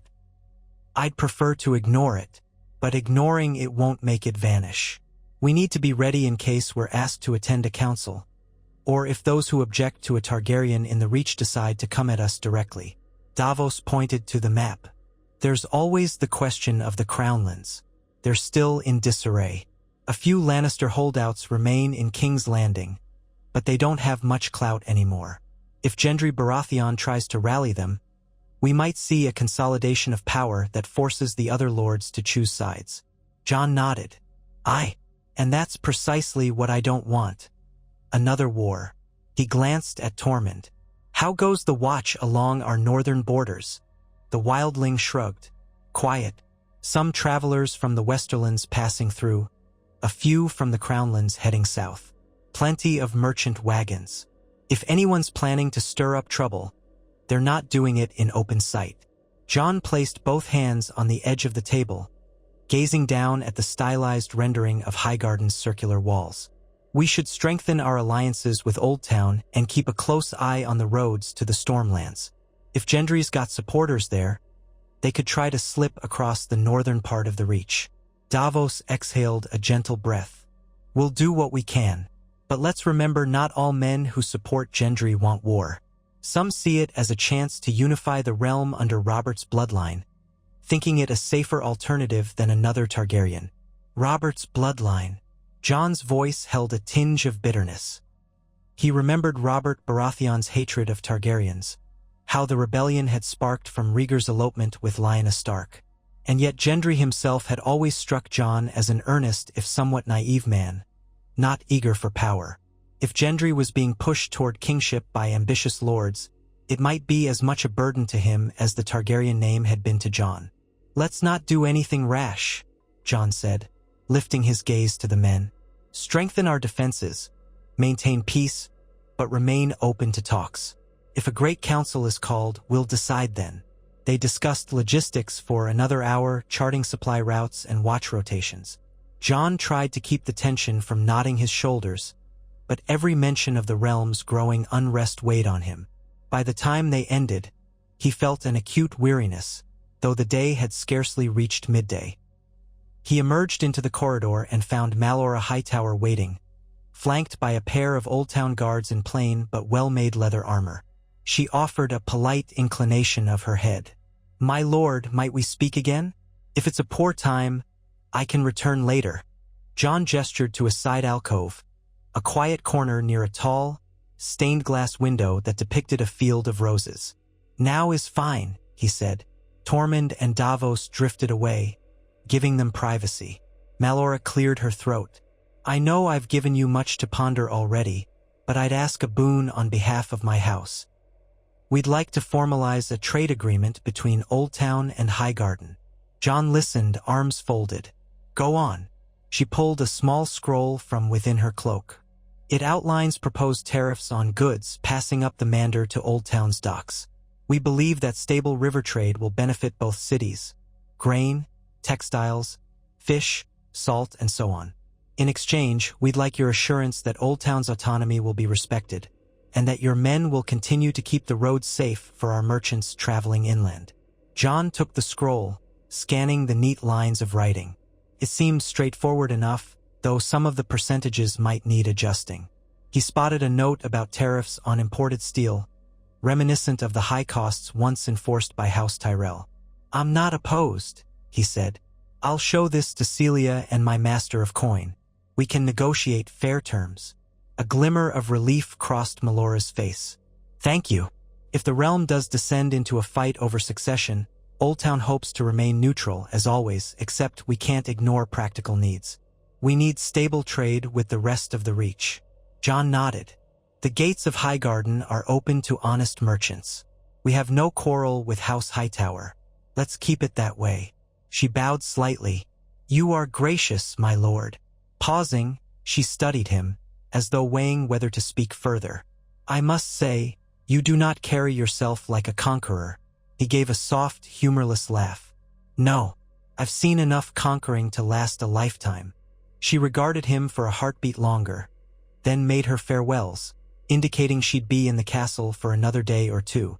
Jon watched her go, vaguely aware that more such negotiations would likely flood in if rumors of the Great Council persisted. The realm did not want to be caught off guard, and people hedged their bets. Highgarden under Jon Targaryen was suddenly a pivot point. The rest of the day passed in a blur of discussions with visiting bannermen, petitions from farmers eager to expand their holdings, and the typical minutiae of castle governance. Jon yearned for the hush of the Godswood, except that Highgarden had no Godswood in the northern sense. There was a small sept dedicated to the seven and a scattering of well-tended shrines. Sometimes, in the late hours, he found himself kneeling there in reflection, not praying exactly, but remembering the feel of the old gods at Winterfell. That evening, he finally retired with Celia to their chambers. They dined on roasted quail, fresh bread, and a light wine from the arbor. She recounted a dispute she'd settled among a group of local weavers, while he told her of the new trade arrangement with Old Town. The conversation felt warm, domestic even, an echo of peace amid the swirling uncertainty. When the moon rose over Highgarden's towers, Jon slipped out onto the balcony, leaning against the stone balustrade. The air was mild, scented with summer blooms. The mander glimmered in the distance. From somewhere below, faint laughter rose, guards sharing an off-duty joke, or perhaps lovers whispering secrets. It was a peaceful scene. He heard Celia step up beside him. She placed a hand on his arm, the ring she wore glinting in the moonlight. "You're troubled," she observed, her voice a quiet murmur. He let out a breath. "The realm might be on the brink of another power struggle. I want no part of it, but it seems determined to find me." She moved closer, the warmth of her body against his side. "If the Great Council is called, do you think you'll go?" He paused, weighing his words. "Ignoring it could be worse than attending. If I refuse, men might see it as arrogance or fear. They'll twist it to suit their narratives. If I attend, at least I can say my piece, that I don't want the throne." She considered that, her brow creased with the same concern he felt. "And if they name you king anyway?" He swallowed. "We'll cross that bridge if we come to it." She nodded, slipping her arm through his. They stood in silence for a time, listening to the rustle of wind in the gardens below. Jon gazed at the moonlit horizon, thinking of how different his life had become. From the bastard of Winterfell to the king in the north, from that to a Targaryen outsider, and now Lord of Highgarden. It felt as though the world refused to let him rest, always pushing him toward some new trial. Eventually, they withdrew inside. By the flickering candlelight in their bedchamber, Celia helped him remove his cloak and belt. He caught sight of the Targaryen embroidery on the collar of his jerkin, that subtle red dragon that was his symbol now. He felt an old ache that reminded him of the days he wore the direwolf of House Stark. He was both and somehow neither. Celia placed a gentle hand on his cheek, sensing his mood. "You are who you are," she said, as if reading his thoughts. "A man of honor, no matter what name you carry." He turned his face to press his lips against her palm. "I hope that will be enough." That night, as he lay in bed with Celia's head resting on his shoulder, sleep came slowly. His thoughts drifted to the possibility of a great council, the rumors of Gendry Baratheon, the potential for fresh wars in a realm so weary of conflict. He imagined the North, his siblings, his friends, facing their own challenges. He wondered if Sansa would remain aloof from southern entanglements or if the North might also send representatives to a council. And in the far corners of his mind lurked the memory of Daenerys, the sound of her dragons crying over King's Landing, the way she had gazed upon the Iron Throne as though it were her birthright. That path had led only to destruction. He prayed, silently and without words, that he would never walk such a path. He would not be the cause of more ruin. If the realm demanded leadership, he would do his duty, but he would not let it corrupt him. At length, weariness overtook him, and he drifted into troubled dreams beneath the rose-embroidered canopy of Highgarden's bed. Days passed. The rumors of a potential council spread gradually, carried by traveling merchants and wandering knights. Letters from across Westeros trickled in. Some were polite inquiries about Jon's stance, others were unsubtle attempts to gauge his willingness to accept a crown. A few from the north arrived, one from Lady Sansa Stark, inviting him to consider a peace summit between the major regions, though she mentioned no great council. Jon read and reread her letter, trying to parse her tone. She was guarded, businesslike, addressing him as Lord Targaryen of Highgarden. No mention of brother or kin. Yet her words carried a certain warmth at the edges, hinting that she still cared for him in her own wary way. He considered writing back. The letter remained on his desk for a week, untouched by ink. Finally, he drafted a response in a firm but polite tone, thanking her for the invitation and expressing a desire to maintain friendly relations. He stopped short of promising to attend a summit. The letter felt hollow, but he could think of no better way. The next shift in fortune arrived with the midday sun blazing overhead. A messenger came galloping through Highgarden's gates, bearing the sigil of House Baratheon, the crowned stag on a field of gold. Tired and dust-caked, the messenger demanded an audience with Jon at once. When the man stood before him in the great hall, he bowed, sweat trickling down his temples. "My lord," he said, voice hoarse, "Lord Gendry Baratheon sends his greetings, and a summons to Storm's End. He calls upon you to treat with him, to avoid conflict that others might try to stir." Jon felt a pang of conflicting emotion. He knew Gendry from the war against the dead, an honest lad, skilled with a smith's hammer, recognized belatedly as Robert's bastard. Now apparently legitimized by royal decree in the final weeks of Daenerys' campaign, he had inherited Storm's End. Jon studied the messenger's expression, trying to glean Gendry's motive. "Why does Lord Gendry want me at Storm's End?" The messenger shifted uneasily, as though uncertain how much to reveal. "He says that certain lords push him to make a claim for the Iron Throne. He does not wish to fight you or anyone else. He remembers you fought side by side beyond the wall." Jon exchanged a glance with Celia, who stood nearby. She wore a thoughtful frown, her hands clasped before her. Davos and Tormund, standing on either side of the dais, looked equally intrigued. "Very well," Jon said slowly. "Tell Lord Gendry I will consider his invitation, but I make no promises. I must first consult my council." The messenger bowed stiffly. "I'll rest here for the night, if it pleases you, and carry your word back on the morrow." Jon consented. Once the man departed, the hall lapsed into pensive silence. The lords and ladies of Highgarden who had gathered for routine petitions now shifted uncertainly, wondering what this meant for their new lord. Jon motioned to Ser Alliser Graceford, his one-time predecessor at Highgarden, to dismiss the gathering. As the crowd filtered out, the tension in the air felt almost tangible. In the smaller council chamber, Jon met with Celia, Davos, Tormund, and Ser Alliser. Malora Hightower had departed some days earlier, but her words about looming conflicts still echoed in Jon's mind. He sat at the head of the table, swirling a cup of watered wine, the midday sun slanting through shuttered windows.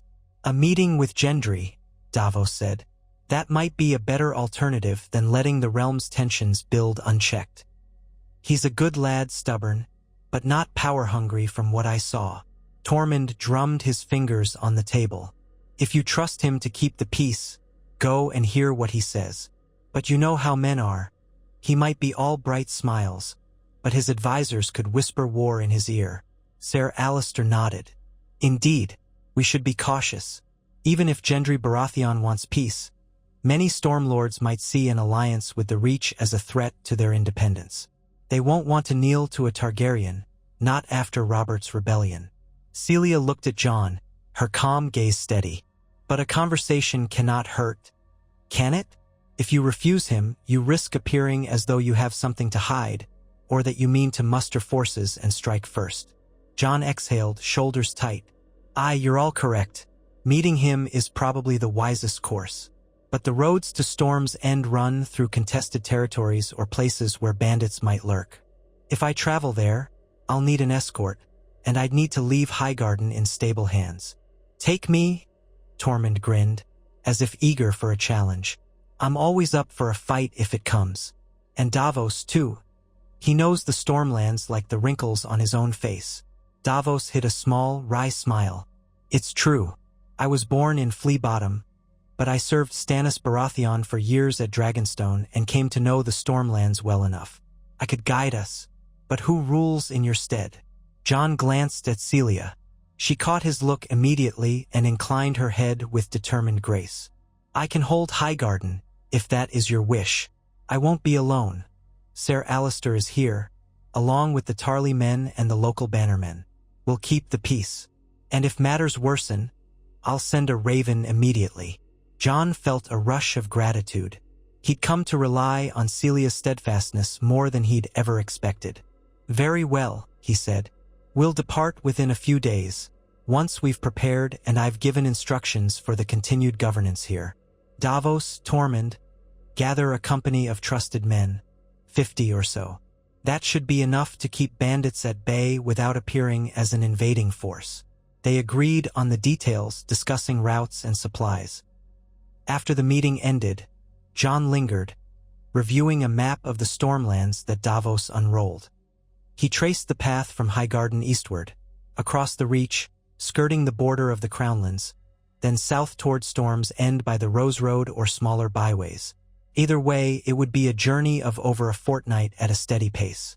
When they parted ways, Jon returned to the solar where Celia stood at the tall windows overlooking the courtyard. A soft breeze stirred the curtains, carrying the tang of fresh hay and a hint of summer blossoms. "Are you sure you must go yourself?" she asked quietly, turning to face him. "We could send an emissary." Jon stepped closer, taking her hand. "I trust Davos, but Gendry requested me personally.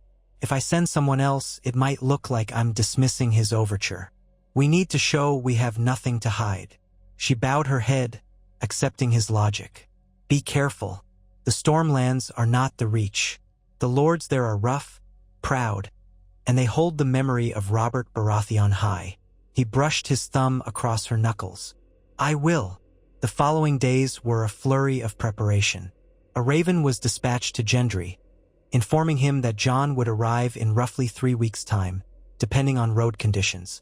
The castle's armory prepared gear for the riders. Ser Alistair organized watch rotations and procedures in Jon's absence. Celia spent many hours with scribes, drafting letters to local lords reaffirming the stability of Highgarden, so no opportunist might take advantage. Jon found a moment of calm on the night before their departure. He walked the gardens with Celia, strolling beneath moonlit arches where vines of night-blooming flowers released a heady fragrance. Ghost padded ahead, sniffing curiously at bushes. Fireflies danced among the blossoms, tiny sparks of light weaving between leaves. "I'll miss you," Celia admitted softly, looping her arm through his. "Every time you ride away, I can't help but recall the stories of how men of war seldom return to their hearths unscathed." Jon stopped, turning to face her. Moonlight dusted her features, highlighting the gentle concern in her eyes. "I don't seek war. I don't want to be parted from you. But duty calls," she finished for him with a sad smile. "Yes, I know." They embraced under the silver glow, the hush of the garden pressing close. Then he led her back to their chambers, where they spent what felt like an all-too-brief night entwined. At dawn, he rose to the clatter of arms in the courtyard, the ring of steel as men tested their equipment. He dressed in traveling leathers again, this time with the Targaryen dragon more visible on his cloak, a concession to the inevitable politics of visiting Storm's End as the recognized Lord of Highgarden. He made his farewells swiftly. Celia stood at the gates, flanked by Tarly guards. She clasped his hand, leaning in to speak so only he could hear. "Remember who you are, Jon. Do not let them twist you into something else." He squeezed her hand gently, then swung up onto his horse. Davos, Tormund, and the company of 50 riders followed him out of Highgarden. As they passed through the rolling fields, farmers paused in their work, bowing to their lord. Jon could almost feel a pang. This was his place now, a place he was loath to leave even for a short time. Yet he continued, forging ahead on the winding roads that would carry him east. The journey was surprisingly uneventful at first. They crossed the Mander by a stone bridge and followed a well-trodden road through farmland and small hamlets that had once sworn fealty to House Tyrell.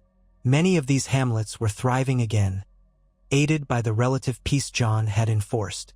Villagers greeted them politely, though some still wore guarded expressions when they noticed the Targaryen sigil. They made camp at night, setting up watch rotations.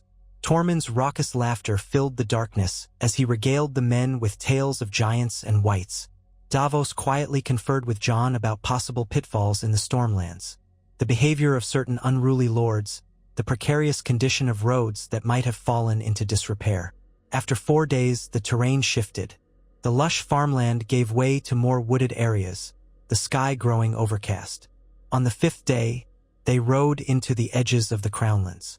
The roads here bore signs of neglect, potholes, crumbling mile markers, and the occasional burned-out farmstead that spoke of old conflicts. A hush seemed to settle over their party, as though the ghosts of war lingered in the stunted trees. Near midday on the 5th day, they encountered a group of ragged travelers halted by the roadside. Their cart had broken a wheel, and the donkey that pulled it looked half-starved. A man and 2 women flagged Jon's party down, desperation in their eyes. Jon called a halt.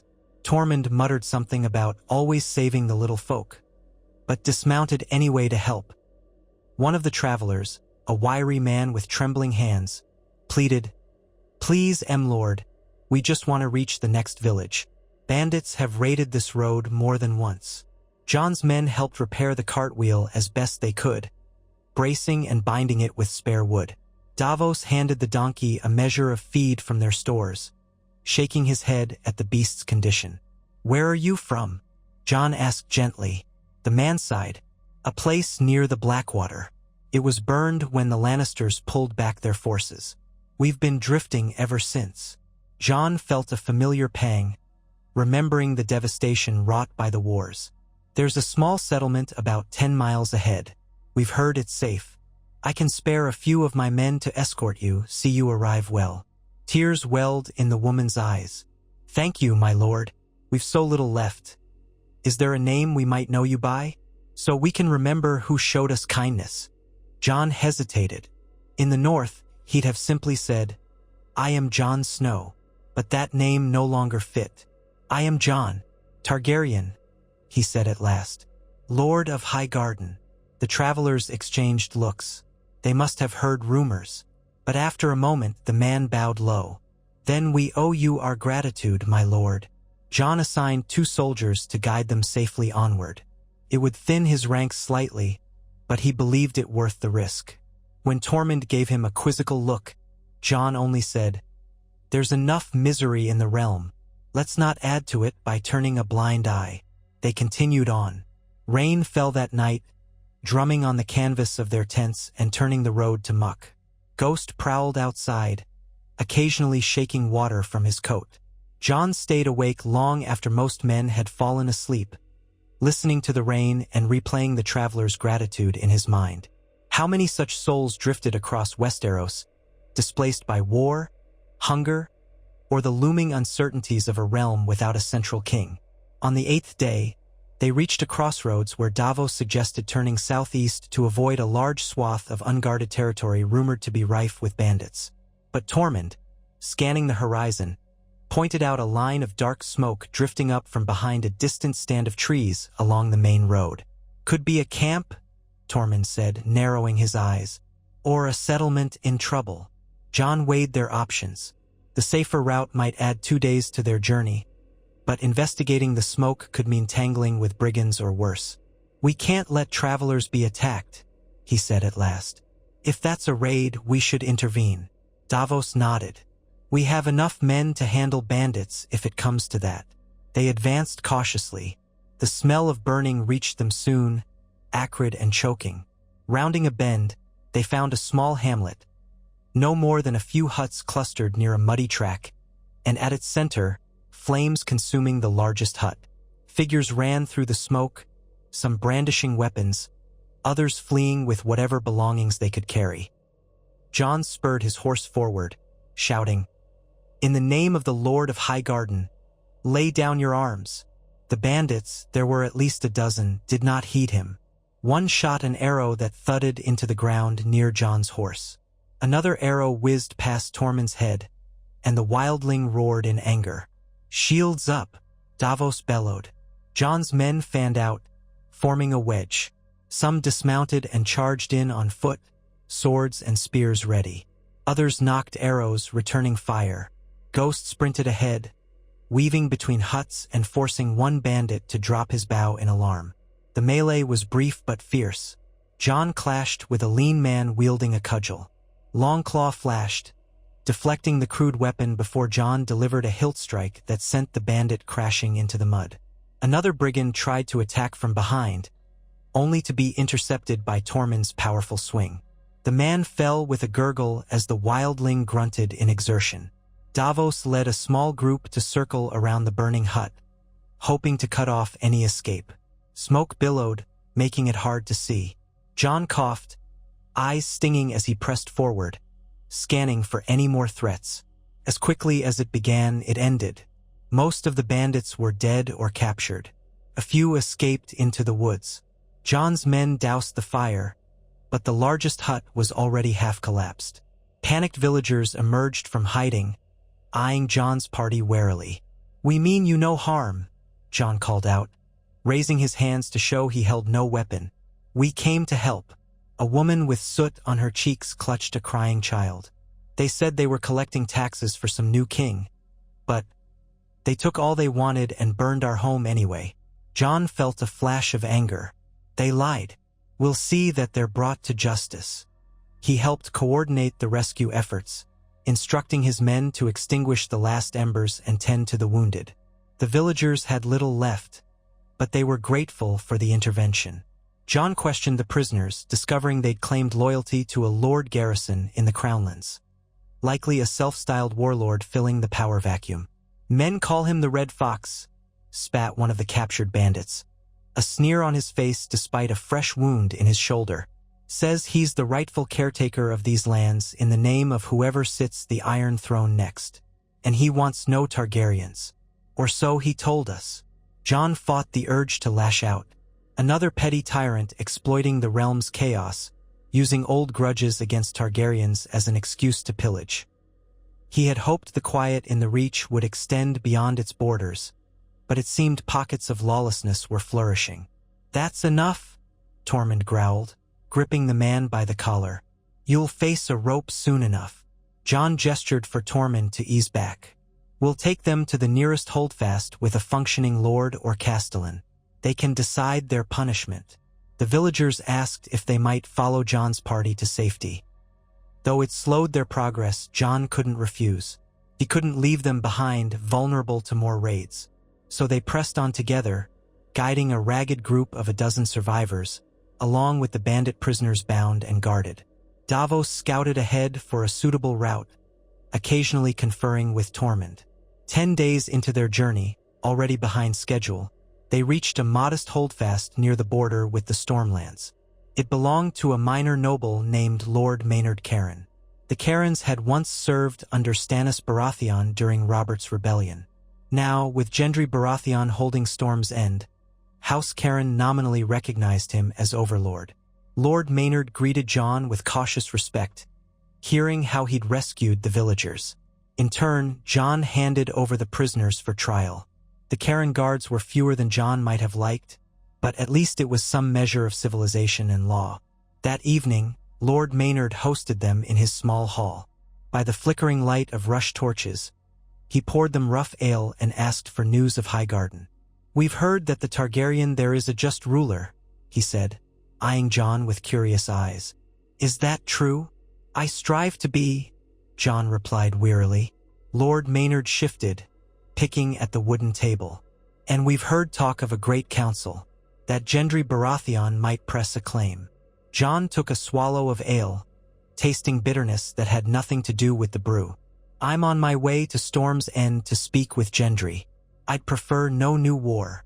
War is the last thing we need," Maynard said. "Our fields are barely recovered from the last round of battles. People just want to live in peace, but these would-be kings and lords keep stirring the pot." Jon nodded grimly. "I understand." They stayed the night under the Cairn's roof, leaving at dawn.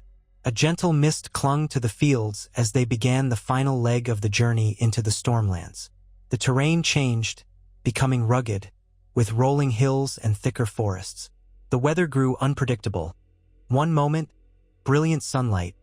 The next, sharp gusts of wind driving stinging rain. It was said that storms were born in these lands, giving them their name. On the 15th day since leaving Highgarden, they caught sight of Storm's End on the horizon. The fortress rose like a massive stone sentinel above the roiling sea, its walls thick and high to ward off the fury of storms. To Jon, it looked as formidable as the wall had once seemed, an impenetrable bulwark, though made not of ice but of dark granite. They approached slowly, sending a herald ahead to announce them. Gendry's men lowered the drawbridge, and Jon's party rode into a vast courtyard ringed by tall curtain walls. Banners depicting the crowned stag fluttered in the gusty wind. Gendry himself stood at the top of a short flight of steps, flanked by knights in Baratheon livery. Jon dismounted, nodding to Davos and Tormund to remain a step behind him. Ghost padded forward, drawing startled murmurs from some of the Storm's End guards. Gendry descended to meet Jon, a hesitant grin crossing his features. He was taller than Jon remembered, more imposing in Baratheon black and gold. His face older, etched with the burdens of leadership. "Jon," Gendry said, extending a hand, "it's good to see you in one piece." Jon clasped Gendry's forearm. "Likewise, you've done well for yourself." Gendry's grin faded, replaced by a sober expression. "I suppose so, though it's not what I ever pictured for myself, being Lord of Storm's End." His eyes flicked to Tormund's wild beard, then to Davos, and his grin briefly returned. "Ser Davos, good to see you again, too." Davos inclined his head, a genuine warmth in his eyes. "You've grown into your father's keep, lad." Gendry gestured for them to follow him inside. The cavernous halls of Storm's End were illuminated by torches set into sconces along stone walls carved with ancient Baratheon sigils. The sound of crashing waves echoed through corridors designed to withstand furious gales. Servants bustled to take the newcomers' cloaks and show them to their quarters. Gendry insisted on hosting Jon in the Lord Solar, a room perched high in one of the strong towers. Once they were settled, Gendry dismissed the servants, leaving only his steward, a gray-haired woman with a no-nonsense air. She carried a tray of food, roast venison, fresh bread, a jug of wine, and set it on a table near the window. Then she withdrew as well, allowing them a semblance of privacy. Gendry gestured for Jon to eat. "You must be hungry. You've come a long way." Jon nodded, though he felt more weary than ravenous. Tormund, never one to waste food, eagerly tore into the bread, while Davos settled for a modest chunk of venison. Jon sampled a piece of bread out of politeness, then turned to Gendry. "You asked me here. I came. What do you want?" Direct words, but Gendry did not seem offended. He let out a breath, crossing his arms. "I want to avoid a war. Some of the Stormlords push me to claim the Iron Throne. They say it should be Baratheon blood on that seat, not Targaryen. Others are whispering your name, that you might rally the Reach and take the throne by right of your father, Rhaegar." Jon felt a flicker of frustration. "I don't want it. I never did." Gendry nodded, relief coloring his face. "I remember you saying as much when Daenerys was queen, but men have short memories. They see only your Targaryen blood and the power you hold in the Reach. That makes them afraid." Tormund snorted, pausing from his meal. "Afraid of Jon? The man's more likely to feed the poor than burn them. Fools, all of them." Davos placed a calming hand on Tormund's arm, then addressed Gendry. "So how do we stop them from pushing either of you into a war neither wants?" Gendry's dark gaze shifted between them. "A show of unity, perhaps. If the realm sees that Lord Targaryen of Highgarden and Lord Baratheon of Storm's End stand together, they might abandon thoughts of pitting us against each other. We could broker peace." Jon studied Gendry's face. He recalled the younger man's straightforward honesty. Gendry had never been one for lies or politics, preferring the clang of a forge to the subtleties of a throne room. "What sort of show of unity?" Gendry ran a hand over his short beard, looking momentarily unsure. "We could sign a formal alliance between the Stormlands and the Reach, swearing not to take arms against each other. We could vow support if any external threat tries to subjugate us. If people see a Baratheon and a Targaryen joined in common cause, maybe it will discourage the warmongers." It sounded simple in principle, but Jon knew the complexities. An alliance. That might work. But how would we handle a great council if it's called? Gendry shrugged, pacing near the high window. Beyond, the sea crashed against Storm's End's cliffs, foaming and restless. If a council is truly called, we attend together. We show we're not enemies. Maybe we can push for a better form of governance, something that doesn't tear the realm apart again. Jon nodded slowly. He'd never thought much about the shape of the future beyond wanting no more bloodshed. But the realm might indeed need something new. Some structure that allowed regions more autonomy while preventing another mad king or queen from laying waste to the countryside. Davos cleared his throat. If the Stormlands and the Reach stand united, we might sway other major houses, like the Vale, the Westerlands, perhaps even the North or Dorne, to agree on a compromise. But forging an alliance requires trust. And you've never visited the Reach, Gendry. Gendry raised an eyebrow. Are you inviting me? Jon exchanged a glance with Tormund, then looked back at the tall Lord of Storm's End. Why not? Come see what we've built at Highgarden. See that I'm not raising dragons to conquer the realm. Then we can sign an alliance publicly, so the rumors of war die. A flicker of excitement crossed Gendry's face. All right, but I can't leave Storm's End immediately. Give me time to settle my affairs here. A few weeks, perhaps. Then I'll ride to Highgarden with a small retinue. We'll hammer out the details. They shook hands on it, the tension in the room easing. Tormund stuffed the last of the bread into his mouth, while Davos sipped wine thoughtfully. A new plan was forming, one that might reshape the realm's path, if it succeeded. Jon felt a glimmer of hope, but also an undercurrent of unease. Even the best intentions could be waylaid by suspicion, betrayal, or the ghosts of old grudges. Yet for now, it seemed he and Gendry were on the same page. They wanted no crown at the cost of more bloodshed. Perhaps, working together, they could stop the realm from plunging into another brutal conflict. That night, Gendry arranged comfortable quarters for Jon and his companions in one of the fortress towers. The thick walls muffled the howling wind and the crashing waves.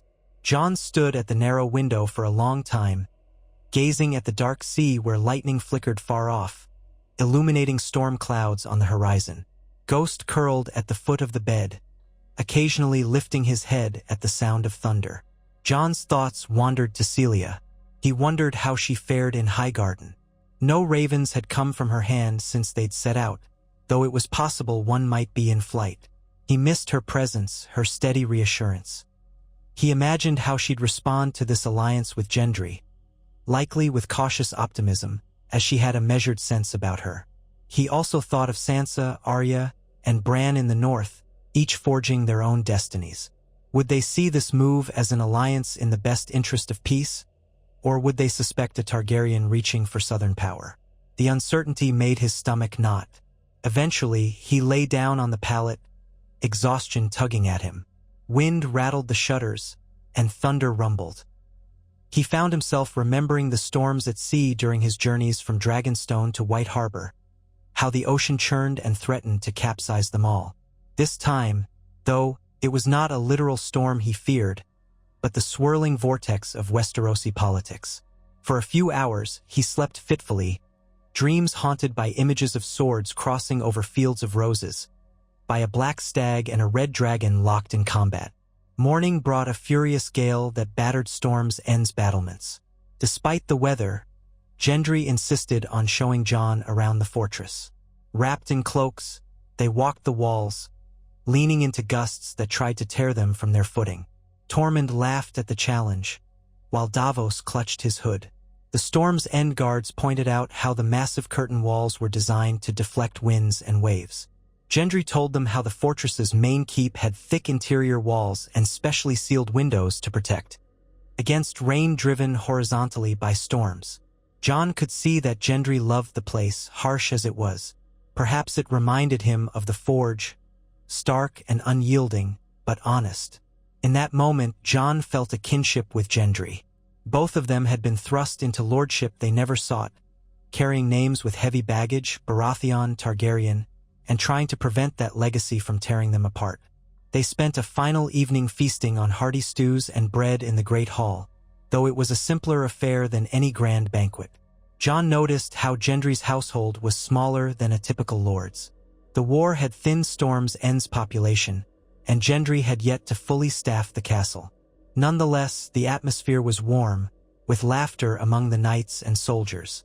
At last, it came time for Jon, Davos, Tormund, and their men to depart, returning to Highgarden. They rode out in the same windy courtyard. Gendry grasped Jon's forearm in farewell, the corners of his mouth quirking up in a grin. "I'll see you in a few weeks," Gendry said. "I swear I'll come alone, or near enough. No armies, no trickery." Jon returned the grip with a faint smile. "I believe you. Safe travels when you do come." Then they were off, riding away from Storm's End's colossal walls, the wind tugging at their cloaks. The first day of their return journey passed without incident, though the road was slick with mud from recent rains. They made camp that night under tall pines, the canopy sheltering them from the worst of the drizzle. Davos leaned near the fire, warming his hands. "That went better than expected," he said quietly. "An alliance with Gendry might steady the realm." Jon nodded, though a part of him remained uneasy. "We'll see if the rest of Westeros allows it." Tormund scratched his beard. "We'll need to watch out for those like the Red Fox and other vultures. But at least we're not at each other's throats." Jon huddled by the flames, thoughts drifting to Celia and the vantage she'd have of these events. By now, ravens would be traveling between Storm's End and Highgarden, carrying news of the promised alliance. Word would spread quickly. He imagined the whispers. A Targaryen and a Baratheon forging peace? Some might see it as the realm's best hope, others as a threat to their own ambitions. The next morning they broke camp early, anxious to press on. The weather turned brighter, with a crisp breeze carrying the scent of salt from the eastern sea. Their party made good progress until midday, when one of the scouts came galloping back, alarm stark on his face. "My lord," he called, reining in hard. "We found fresh tracks, horses, maybe a dozen or more, following the road ahead. They might be bandits or something worse. I saw no banners." Jon stiffened. "All right, let's approach carefully. We won't let them ambush us." They rode with caution, forming a defensive formation. An hour later, they came upon signs of a recent skirmish. Broken arrows, bloodstains in the dirt, and the remains of a burnt wagon. No bodies. Jon dismounted, examining the tracks. The ground was churned by horse hooves, boots, and some drag marks leading into the woods. Tormund crouched beside him, running a broad hand over the mud. "Whoever they are, they took prisoners or bodies with them." Jon clenched his jaw. "We can't leave this uninvestigated. We'll follow the trail for a bit, see if we can find survivors." Davos agreed, though he looked uneasy. "Careful, lad. This could be a trap." Ghost sniffed around the scorched wagon, growling softly. Jon ran a hand over the direwolf's fur, feeling the tension radiating through the beast. He signaled for half the company to remain on the road, guarding their supplies, while he, Tormund, Davos, and about 20 men followed the trail into the forest. The path wound through dense undergrowth, and the trees overhead muted the sunlight, turning the world green and gold in the midday hush. Sporadic birdsong broke the silence. Jon's group proceeded slowly, scanning for signs of movement. The track of hoofprints and dragging footprints led deeper into the woods. After nearly a mile, they heard voices, harsh and guttural, interspersed with pained moans. Jon motioned for his men to fan out. He glimpsed a clearing up ahead, partially ringed by mossy boulders. In the clearing stood at least 12 men wearing mismatched armor, all armed. A couple tended to a pair of wounded people on the ground, likely the travelers from the wagon. Another man loomed over them, shouting. Jon caught enough of the words to sense cruelty. The armed men wanted information about hidden gold or valuables. The wounded travelers were sobbing. Without hesitation, Jon signaled an attack. His party surged forward. Ghost darted between the boulders, leaping onto a startled bandit. Tormund bellowed a war cry, swinging his blade. Davos and the others pressed in. The enemy, caught off guard, scrambled to defend themselves. Steel clashed on steel. Jon found himself facing a tall man with a pitted shield and a rusted long sword. The man lunged, but Jon sidestepped, driving Longclaw's pommel into the side of his jaw. The man reeled, spitting blood, and tried another swing. Jon parried and slashed back, knocking the rusted blade from the bandit's grip. One of Jon's soldiers tackled the man to the ground. Arrows whizzed through the clearing. Davos raised a shield to block one aimed at Jon's back, wincing as the impact jarred his arm. Another bandit tried to flee, only to be brought down by Tormund's savage cut. Within minutes, the clearing fell silent except for the ragged breaths of the wounded. Jon knelt beside the injured travelers. A young woman clutched her bleeding side, eyes wide with terror, while an older man lay unconscious, a nasty head wound matting his hair with blood. "You're safe now," Jon said gently. He waved over one of his men who had some rudimentary healing skill. The rest of the prisoners, those not dead in the clearing, were bound and disarmed. Jon approached the one who seemed the leader, a wiry fellow with a wicked scar across his cheek. He glared at Jon defiantly. "You Targaryen scum. All the same, you think you can rule these lands?" Jon stared at him, chest tight with anger. "I don't rule the Crownlands, but I won't let you prey on innocent folk." The prisoner spat at Jon's feet. "Your kind burned us. Your queen set the world on fire. We'll never bow to Targaryens. Never again." Jon said nothing, swallowing back the urge to remind the man that he was not Daenerys, that he had fought to save the realm, not destroy it. Words would do little good for such a twisted grudge. He simply gave the man a hard look, then turned away. "We'll bring them to the nearest settlement with a garrison," Jon told Davos. "Let them hang or rot in a cell." Davos nodded, looking grim. "Aye, my lord." With the bandits subdued and the wounded travelers given what aid they could, Jon's party returned to the road. The sense of foreboding that had dogged him since leaving Storm's End only intensified. The realm was dotted with men like these, vengeful, hungry for violence, each fueling the hatred of some old feud or new cause. He realized with a sinking heart that even if he and Gendry forged an alliance, they would be fighting these embers of chaos for years to come unless a broader peace took hold. By the time they reached more stable territory, a stretch of the Rose Road patrolled by a local baron loyal to Gendry, the day was waning. The company pressed on, exhausted, until they found a safe spot to camp. As they bedded down, Tormund shook his head. "There's no end to them, these brigands and rebels. You can't protect every village, Jon." Jon sighed. "I know, but I can try." It was all he could do, a moral imperative etched into his bones since his earliest lessons under Ned Stark. Protect those who cannot protect themselves. Even if the realm was too vast for one man to shield entirely, he would do what he could in his small corner of it. Days stretched into over a week as they retraced their path westward, crossing back into the Reach. The rains lessened, and the roads became smoother. Villages grew more frequent and better tended. When the spires of Highgarden finally came into view, wreathed in late afternoon sun, Jon felt relief flood him. Home, he thought, surprised by how naturally the word came. The gates swung open to admit them, and castle folk gathered in the courtyard to greet their returning lord. Celia stood at the forefront, flanked by Ser Alistair and a handful of Tarly knights. Her expression lit with cautious joy when she saw Jon ride in. He dismounted swiftly, meeting her halfway. She clasped his hands. "You're back," she said, as though half in disbelief. Her gaze flicked to Tormund and Davos, scanning them for injuries. "You were gone longer than expected." Jon nodded. "We had some delays.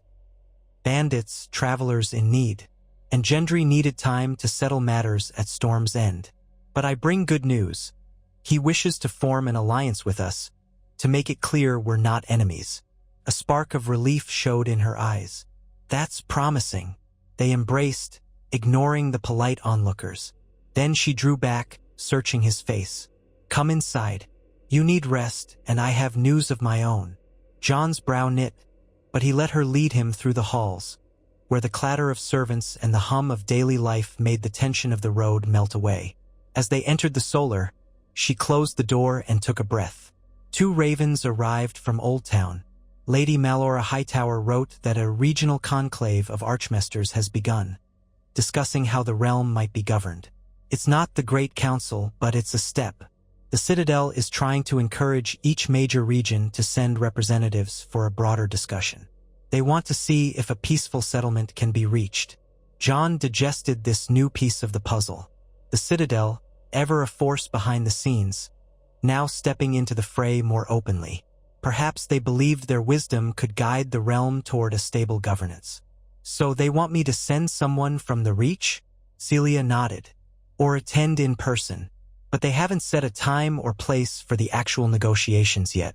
They're sounding out interest first. Jon exhaled, remembering Melora's cautionary words. That a great council might form, that the realm was swirling with uncertainty. We'll watch it carefully. If Gendry and I stand together, maybe we can shape this meeting into something that prevents war. She offered a soft smile. That is my hope as well. The other piece of news is from the north, Sansa wrote again. Jon's heart tightened. What did she say? Celia stepped to a table, picking up a folded parchment. She handed it to him. Jon recognized Sansa's neat, measured script. He read, Lord Targaryen, I have received word of movements in Old Town toward a broader council.